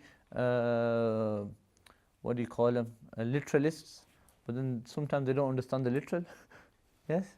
And Sayyidah Aisha said that the Prophet ﷺ, inside of Ramadan and outside of Ramadan, never stood in the night more than 8 rakats. Yes? Do we pray Taraweeh outside of Ramadan? No, we don't pray Taraweeh outside of Ramadan, do we? So what is Sayyidah Aisha talking about? She's talking about tahajjud, isn't she? She's saying that in the night, the Prophet ﷺ in Ramadan and outside of Ramadan never prayed more than 8 rakats of tahajjud. Yes? So she's talking about tahajjud, but the Wahhabis and the Ghair Muqallidis have somehow taken this hadith and said that it refers that Taraweeh is 8 rakats. Yes? Taraweeh is 20 rakats and tahajjud is 8 rakats, and you can pray the tahajjud after Taraweeh. What about if you go to some place that prays 12? Because some Malikis pray 12. If Malikis pray 12, then you pray the rest of it by yourself. Okay. Someone asked a question, is that, can you read Taraweeh in 4 units? We told you in the back that our fatwa is on that you pray in 2s. All nafil should be prayed in 2s rather than 4s. So Taraweeh is sunnah to finish the Quran. If the ummah, the nation behind you, is a bit fed up or is got an anxiety attack, yeah, that they're not very keen on it, then qara bi qadri ma la yuaddi ila tanfirihim. Don't let go of finishing the Quran, but read such an amount of verses of the Quran that doesn't turn them away. Yes? I mean, just cut that recitation slightly low, cut a few verses down and come down a few verses, just read slightly less. But even still then, that when you do this namaz, then don't leave out Durood Sharif upon the Prophet, read Durood Sharif upon the Prophet at the end. Yes? After the tashahhud. Even if the nation is saddened by this or fed up by this, you still do it. You don't leave sana, don't leave the tasbih of ruku or sajda, don't leave none of these things. Yes? But you don't have to do the dua at the end. Rabbi Jalni, you don't have to do that, you can leave that. Yes? Don't do dua for them in it, just do it. In the Taraweeh, but that's if the congregation behind you, they're a bit gangster type people, and they're a bit forceful. Then in that case, you know what? Look at what he's saying though. Yes, don't let go of reading the Quran in terms of full recitation of the Quran. Carry on with that. Go through the Quran. Yes, as much as you can, but just read an amount that they're happy with. Yes. Don't just leave it to Inna al course and say you can just do surahs every day. Yes? No, don't do that. You go through the whole Quran. It builds love in the Quran, you remember it. Especially if you yourselves, you remember, the struggle, but you have the attachment then, when you're older. Yes? You have something to work up for. When I get old, I'm going to stand in Taraweeh. I'm not Not even move a single bit. Okay. So it's better. If it's small mosques, like really small mosques, and they can't organize a full Taraweeh, as in terms of reading the Quran fully, then surahs can be done in a small masjid. The bigger masjids like this one have to have and should have full Taraweeh with the full recitation of the Quran in it. Is Tarawih nafil or sunnah? Taraweeh is sunnah. And every sunnah is a nafil. Yeah? Is that right? Taraweeh cannot be made qaza. So you can't do qaza of Taraweeh. If you miss it, you miss it. That means that if you miss it, as in the whole Taraweeh with the time, then you can't make qaza the next day. But for example, you came late, yes? You read Isha and then you're a bit late to the Taraweeh, and you missed 4 rakats. Yes?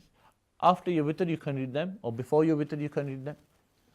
So when does the time expire? Does it expire when Fajr starts? Yes, when Fajr starts. So all the way to Fajr you can read it. There you go.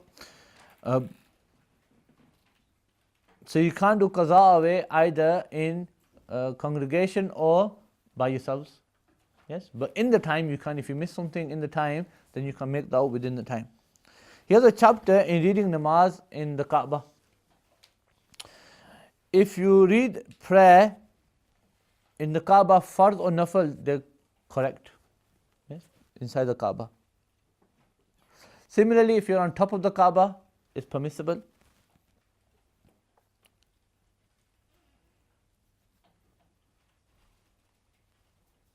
Now imagine you are inside the Kaaba and you're with the Imam. Which way do you face? Any direction. So when you can face any direction in this way. Now if you got Imam and you place your back towards the face of the Imam. Sorry.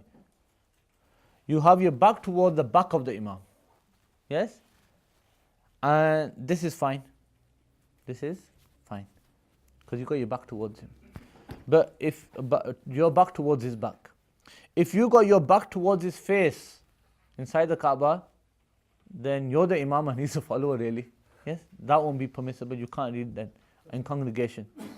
Yes? Because if you're facing the same direction, but you're ahead of the Imam, then the Imam's behind you. Yes? But the Imam's really meant to be ahead of you, isn't he? Then that's a problem. But if you're facing opposite directions, Imam's facing this way, you're facing this way, that's fine. Yes? Because there's no sign that shows here that you're ahead of the Imam. Yes? In this case. Okay?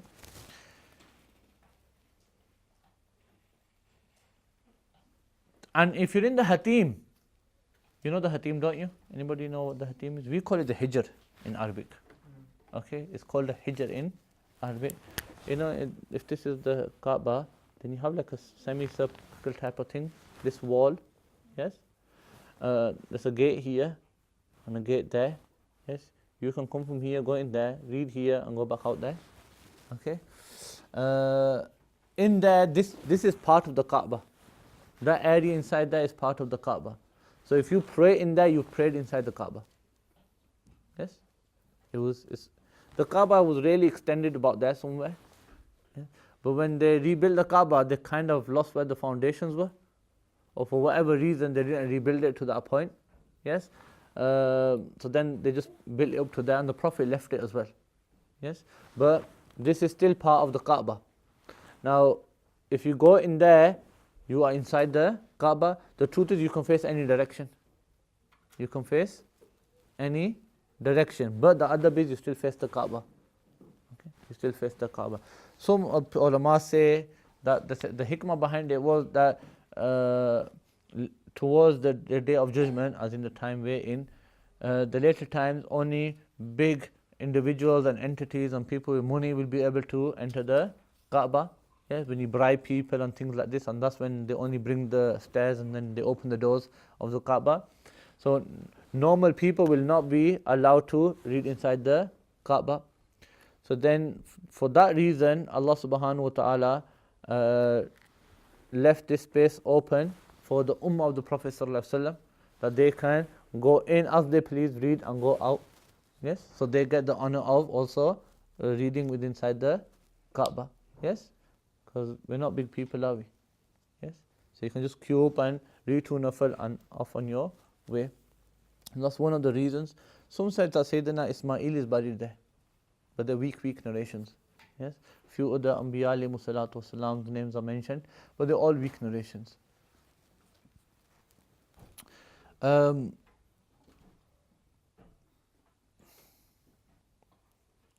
If the Imam is inside the Kaaba, he can lead prayer. There's nothing wrong with that. If he's inside the Kaaba, the rest of the people are outside, that's fine. Yes. But remember one thing, and that is that the side where the Imam is, you have to keep an eye on this, okay? If this is the Kaaba, if the Imam is here,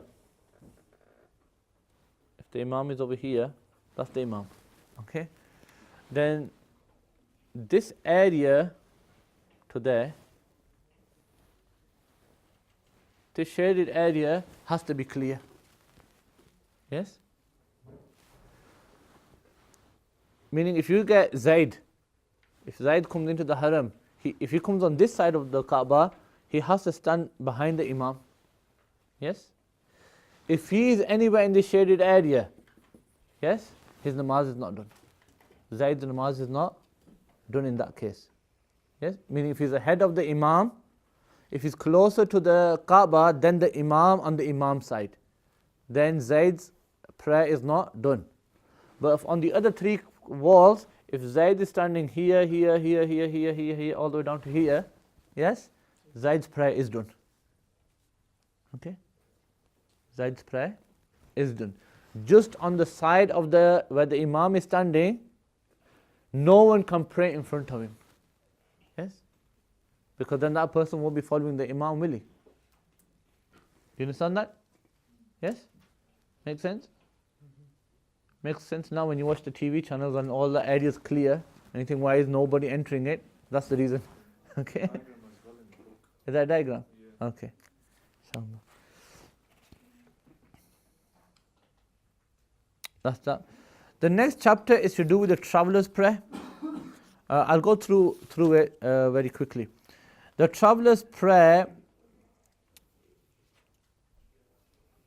other than what's in the book, I'll just tell you simply, in a simple way, that if you're traveling 57.5 miles or more, that's when you're classed as a traveler. Meaning if you have the intention.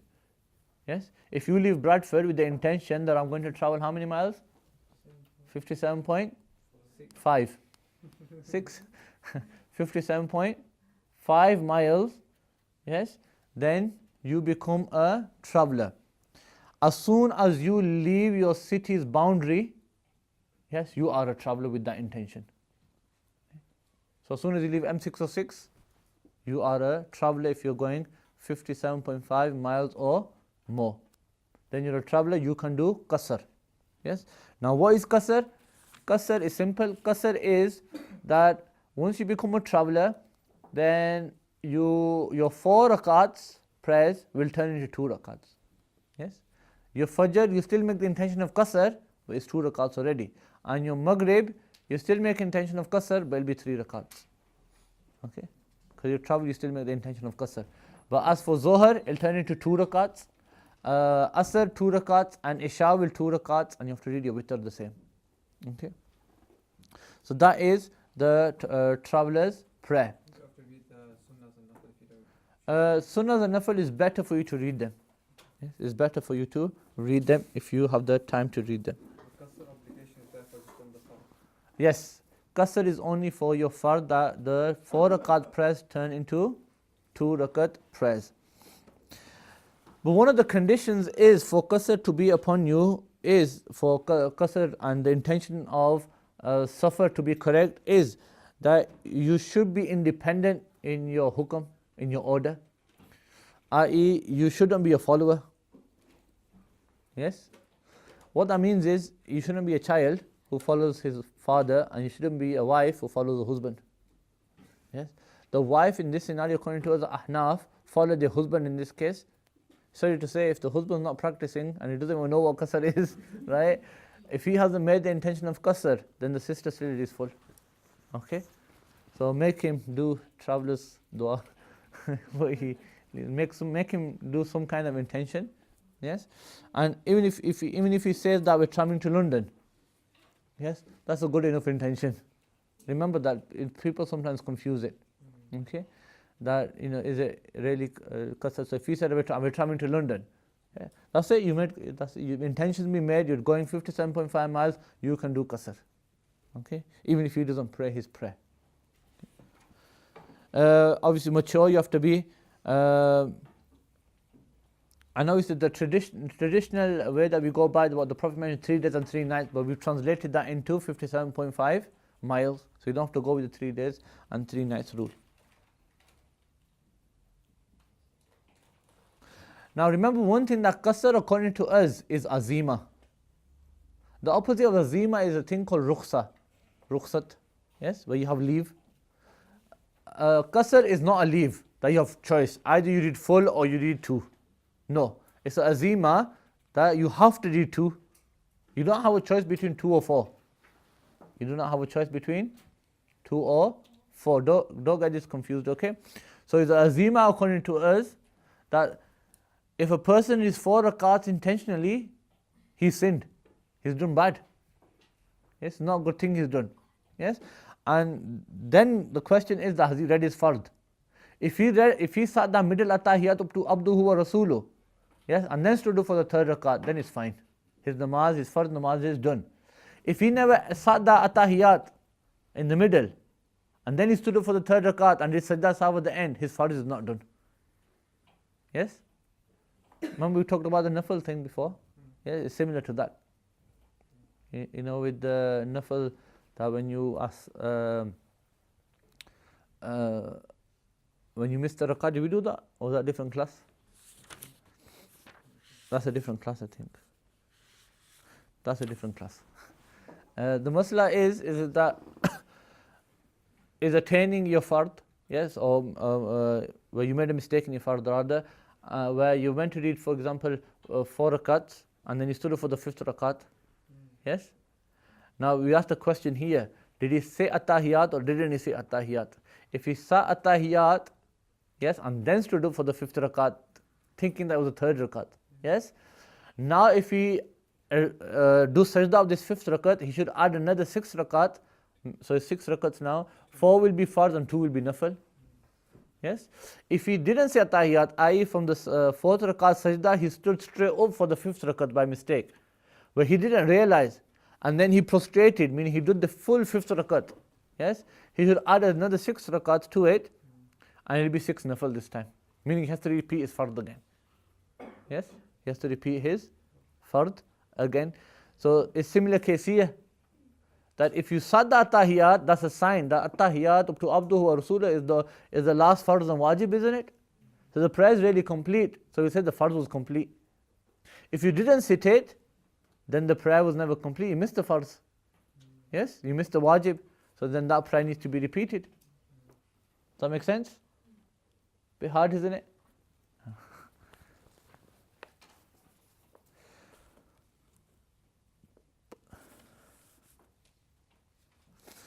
Now, we have a thing, that's the concept of doing qasr.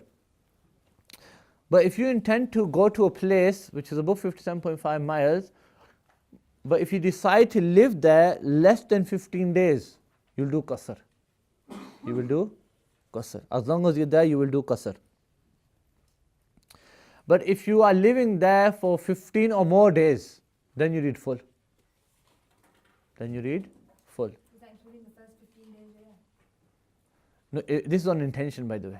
Yes? If as soon as you're going to that place, if you've decided, as soon as you get there, that I'm going to live here 10 days, for those 10 days you're going to do qasr. Yes? If you're going there and you say, I'm going to stay here 20 days, yes, in this one place, then you'll have to read full.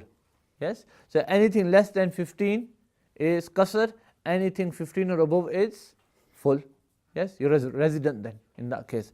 But let's say you've gone from here to Spain. Yes? Now, you've gone with the intention that you're going to stay there for 5 days, You're on a business trip. So you got there and then you found out that 5th day you're doing qasr, and then you learned that now I have to stay here another 5 days. So now you made a new intention. After the first 5 days, you made a new intention of staying for another 5 days. So now you stayed those 5 days. Then what happened was that you found out this project still not complete. I have to stay another maybe 10 days. Yes? Lots of issues going on. And now you've stayed those 10 days and then realized that no, I have to stay another 5 days. How many days have you got to? 25 days. You can carry on like this as long as your intention every time you renew is less than 15 days. You can carry on for 2 years and do qasr for 2 years. And it happened to one of the companions as well. He went somewhere and he stayed there for 2 years, but he kept saying, I'm going to go home tomorrow, I'm going to go home tomorrow, I'm going to go home tomorrow. Yes?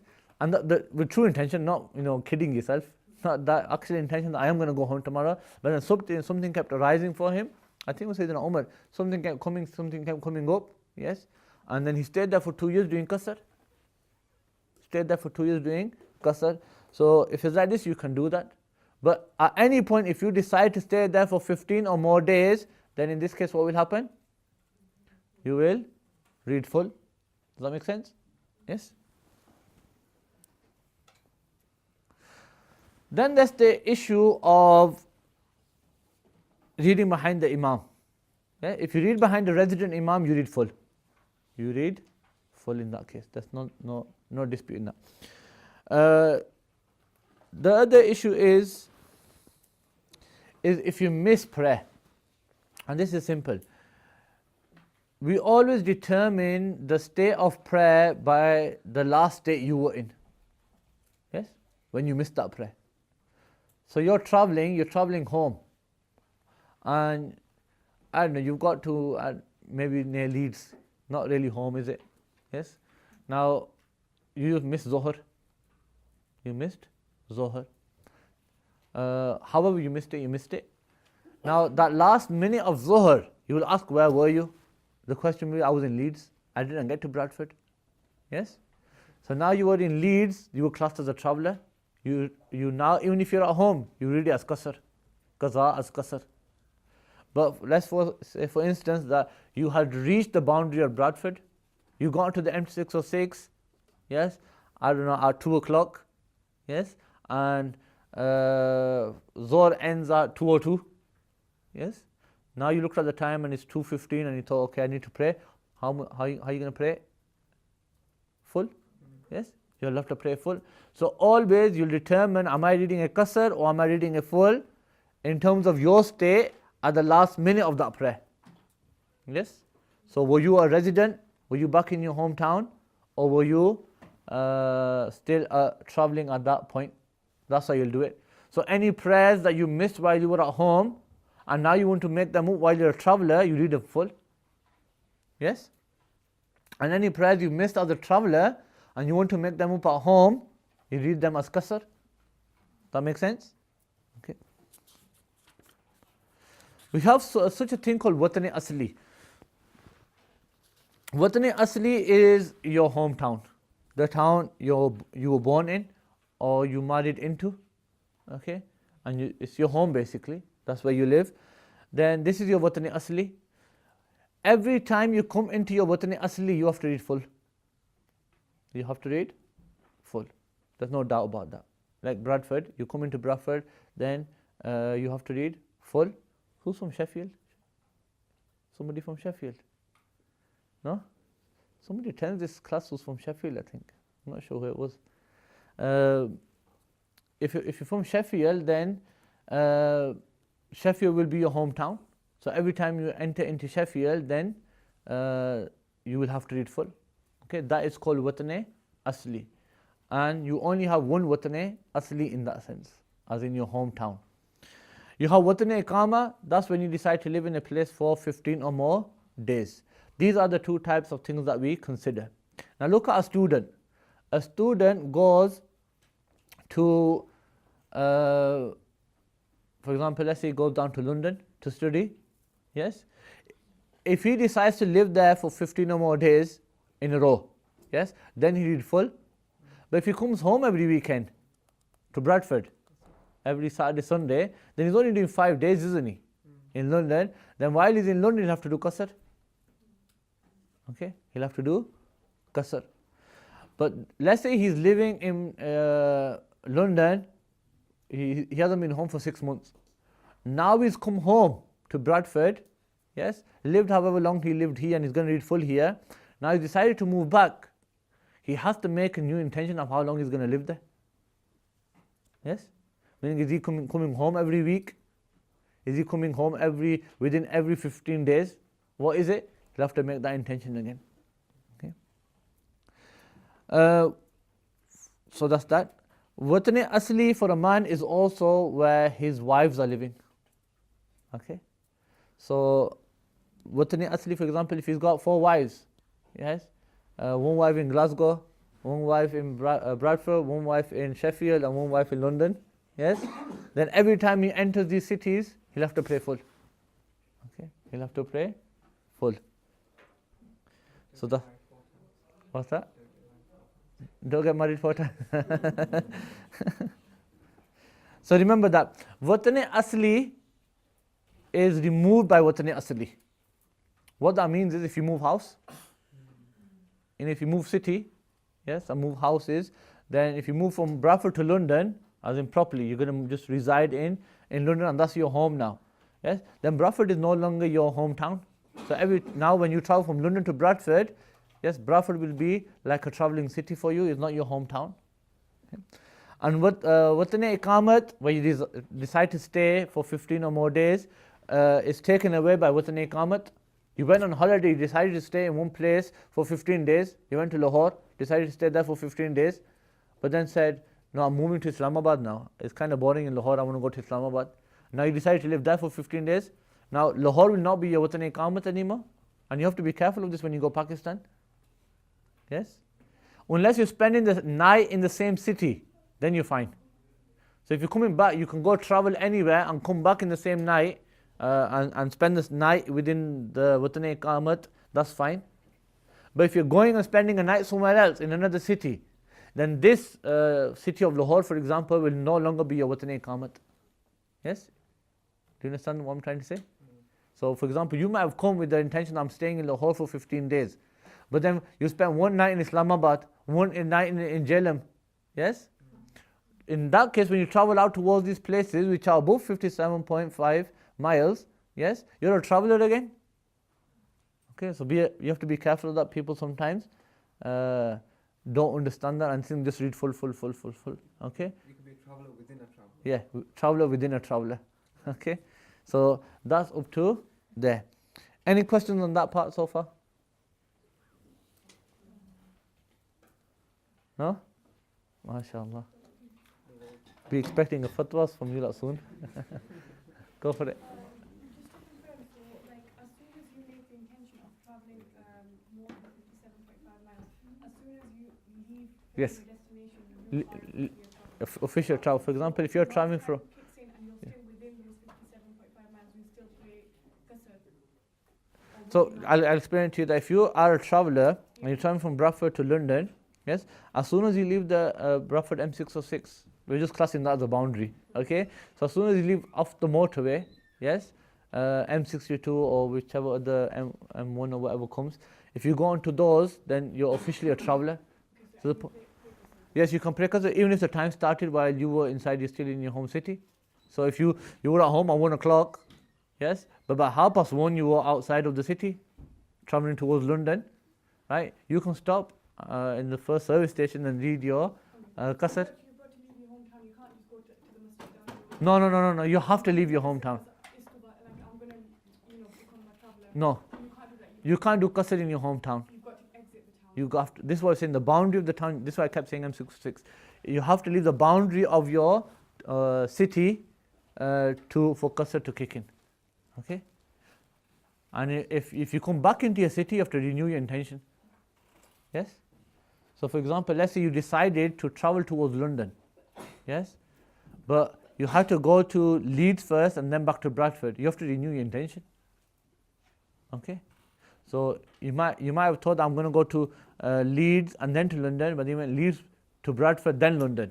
As soon as you come to Bradford, you have to renew your intention. Okay? So every time you enter into your home city, you have to do your prayer fully. Did you have a question? I forgot it. Any question on this side? Someone asked, is it 57.5 miles from home or from borders of your city? We're not being, what do you call it? Really precise here. Yes, so it's just like generally that London is so and so far away. Yes, so the mileage generally not from your house. It counts really from as soon as you leave your city. Okay, Yeah. So the distances from your city, from the Yes. borders of your city. Basically, just how in the UK and around the whole globe. Yeah. Yes, they measure the distances between cities. So if I don't know if they say London is at 300 miles. Yes, from Bradford. Yes, it's not from your house though. Border of your Okay, it's from the border of Bradford. Yes, to the border of London. So it's by that. So you just mean by generally what's taken, not precisely. There you go, we've done this one then. Inshallah, we'll start the prayer of the ill people. Okay, next week, inshallah. You can go if you want. Last week I gave you the huruf-e jazma. Go for it. Another question, would you read Qasr Salah if going for Umrah for 14 days? Yes. If you go to Umrah, you then go for 2 weeks, and 1 week in Makkah and 1 week in Medina. Yes? Are you going to do qasr in all of them? Yes. I gave you the huruf-e jazma. Lam, lamma, lam amr, la nahi, and inshartiya. We did all of them except for lam amr. Lam amr, the initial part of it is really easy. This is called fi'l amr ma'ruf. What is it called? Fi'l amr ma'ruf. I'm not sure what page is on in the book. Fi'l amr ma'ruf.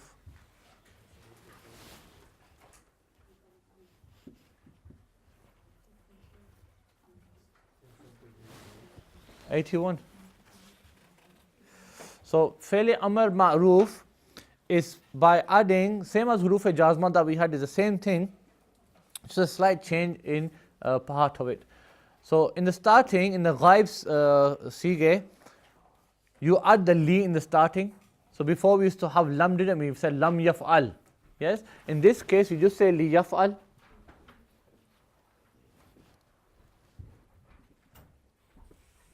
Yes? Which now would mean he should do. He should do as advice. Yes? Obviously, a command is always in the second person, isn't it? You only command the person you're talking to. You can't command a third person. So it's always in advice in that sense that he should do this. Yes? Liyaf'al. Now we'll carry on as normal. Liyaf'al, liyaf'ala, liyafalu, litaf'al, litaf'ala, liyaf'alna. These are your ghaib sige, aren't they? Your ghaib sige. So these are normal, aren't they? Same as lam. Lam yaf'al, lam yaf'ala, lam yaf'alu, lam taf'al, lam taf'ala, lam yaf'alna. So these are normal.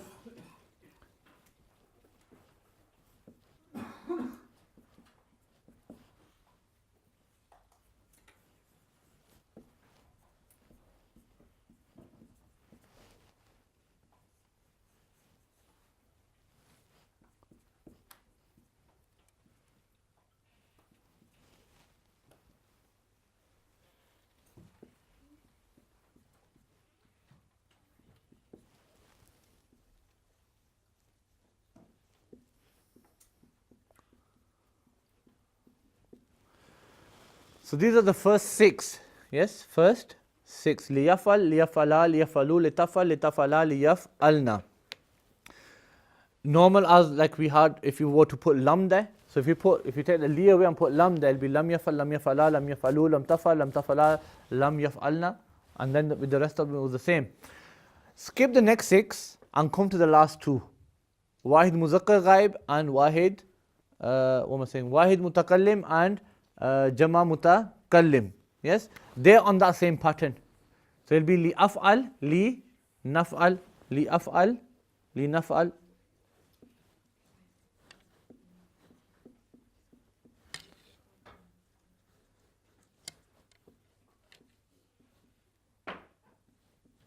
They're the last two. So what have we missed so far? The middle 6. So we've done the first 6 and we have done the last 2. So we got 6 remaining, haven't we? They're all hazir. They're all your hazir, sige, which we had. If you do the normal gardan is taf'alu, taf'alani, taf'aluna, taf'alina, taf'alani, taf'alna. They're the ones that are missing. Now in amr, that's the actual amr. These are actual amr. It changes slightly because amr is not really fi'l mudari. Amr is not really, as in when it comes as a command to the second person, is not really fi'l mudari. Now here, what we do is that we have to change it because it's not fi'l mudari. We have to get rid of the sign of mudari, don't we? Yes. So wahid muzakkar hazir. What was the word in the normal gardan? If you read the gardan, yafalu, yafalani, yafaluna, what was wahid muzakkar hazir? Come on, you all got blank faces. Huh? Taf'alu, wasn't it? Yes? So the wahid muzakkar hazir was taf'alu. When it was taf'alu, what we're going to do is, because it's not fi'l muzari, it's fi'l amr we're talking about. So the first thing to do is get rid of the signs of fi'l muzari. There was a huruf atain, yes, alif, ta, ya and noon. So we have to get rid of that. So we got rid of it. Yes? But can we read the fa? No, why can't we read the fa? Tell me, why can't we read the fa? Because that's the way. The fa has a sukoon on it, doesn't it? You can't read a sakin letter, can you? It has to have something before it to read it. The ta was there, that's why we could say taf. Fa doesn't have a zabar, zero, pesh, zamma, fatah, kasra, nothing. So how do you pronounce it? You can't. So then we have a hamza called hamza wasli. What do we have? Hamzatul wasl. So we put that in the starting. Hamzatul wasl's rule is that when it comes in the start of a sentence, you pronounce it. When it comes in the middle of a sentence, you don't pronounce it. You just get rid of it. Why? Because it can only come to help you. It has only come to help you in the sense that here, when it comes to the start, you can't pronounce the fa, so it helps you read it. Now if I put a fa there, another fa. So let's say I'll join it on like that. How would I read it? Faf. How would you read it? Faf. Yes, we won't read the hamza. We will not read the hamza. That's the rule of hamza. That when it comes in the middle of a sentence, then you just make it silent. Just don't read it. You go straight into the next letter. Yes. So you just say faf, faf al, faf al. So that's the rule of hamzatul wasl. Note that down. Not a lot of people know it. That's the rule of hamzatul wasl. Now we have a dilemma. The dilemma is that we brought the alif, but what harkat do we give to the alif? Why fatah? Do you like fatah? Huh? Do you like fatah anymore? It depends That's discrimination. depends what the letter in the middle about. Yes, the ayn kalima, the third letter in the word. Yeah, we determine it by that. Easy way to remember it. If the ayn kalima has a zamma, then hamzatul wasl will have a zamma. Otherwise, it'll get a kasra. Easy way to remember it. In otherwise, the scenario of otherwise, so this rule, that if the ayn kalima has a zamma, then hamzatul wasl will have a zamma. If it has a otherwise, it will have a kasra. This word otherwise has two scenarios in it. The ayn kalima can have a fatha or it can have a kasra. In both of these scenarios, the fatha and the kasra, if the ayn kalima has a zabar or a zair, in both of these scenarios, the hamza wasli will have a zair. Yes? will have a zir. For example, take this one. What does this have on the end kalma? Fatah. So what are you going to give the hamza? Kasra. So how do we read it? If'al. If I said, oh, we done that, sorry.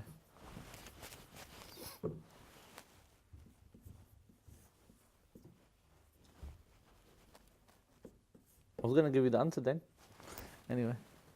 What would you put on the hamza here?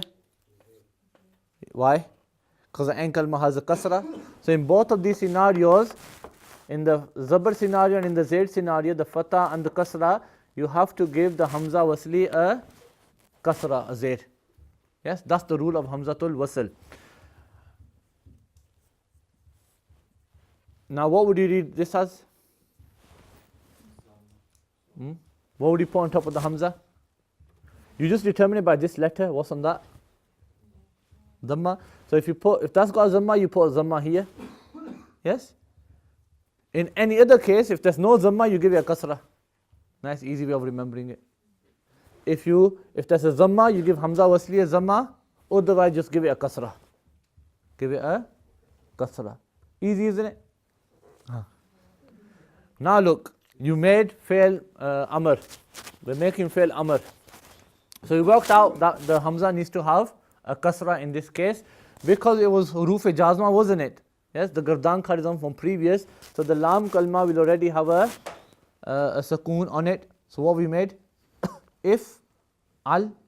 Now read the gardan. If al, if ala, if alu. So the same, isn't it? If al, if ala, if alu, if ali, if ala, and then if alna.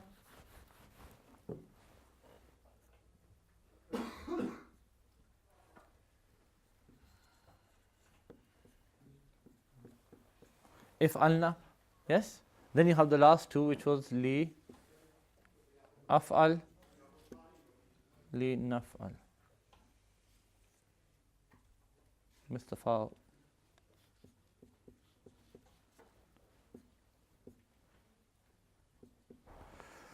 So the gardan will then go fail amr ma'roof, liyaf'al, liyaf'ala, liyafalu, litaf'al, litaf'ala, liyaf'alna. It changes. If'al, if'ala, if'alu, if'ali, if'ala, if'alna. Li'af'al, linaf'al. That makes sense? Yes? Basically, just the first few will be like, he should do, they both should do, they all should do, she should do, them two females should do, and those all ladies should do. Okay? Then it changes. Now the direct command. Do it. Okay? That's what it'll translate. You do it. Okay? Two people do it, as you're commanding two people. Many people, yes, for the lady, and I think we still say you, don't we? We say you should do it or you do it. Okay? If Allah, and then it carries on. Li af'al, li naf'al be I should do, but as advice is not a command. You can't command yourself, can you? Yes, it's always advice. I should do or we should do.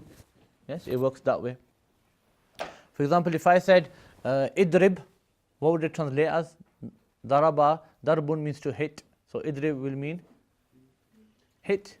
The command, isn't it? You hit, as in do it right now. Yes. Usjud, from sajda, to prostrate, what would it translate as? You prostrate, as in prostrate.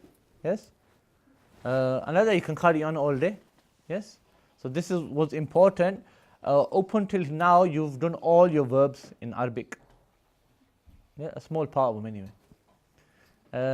In terms of the basic verbs that we have, you've done them.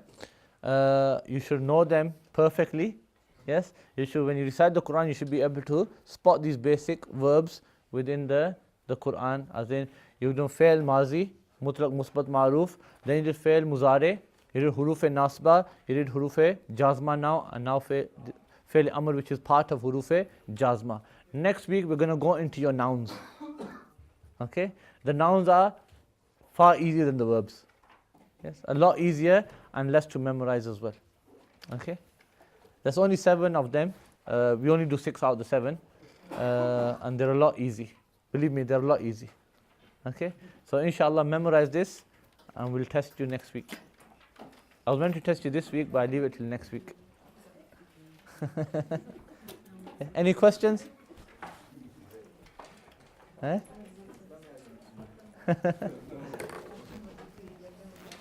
Inshallah, we'll stop there then.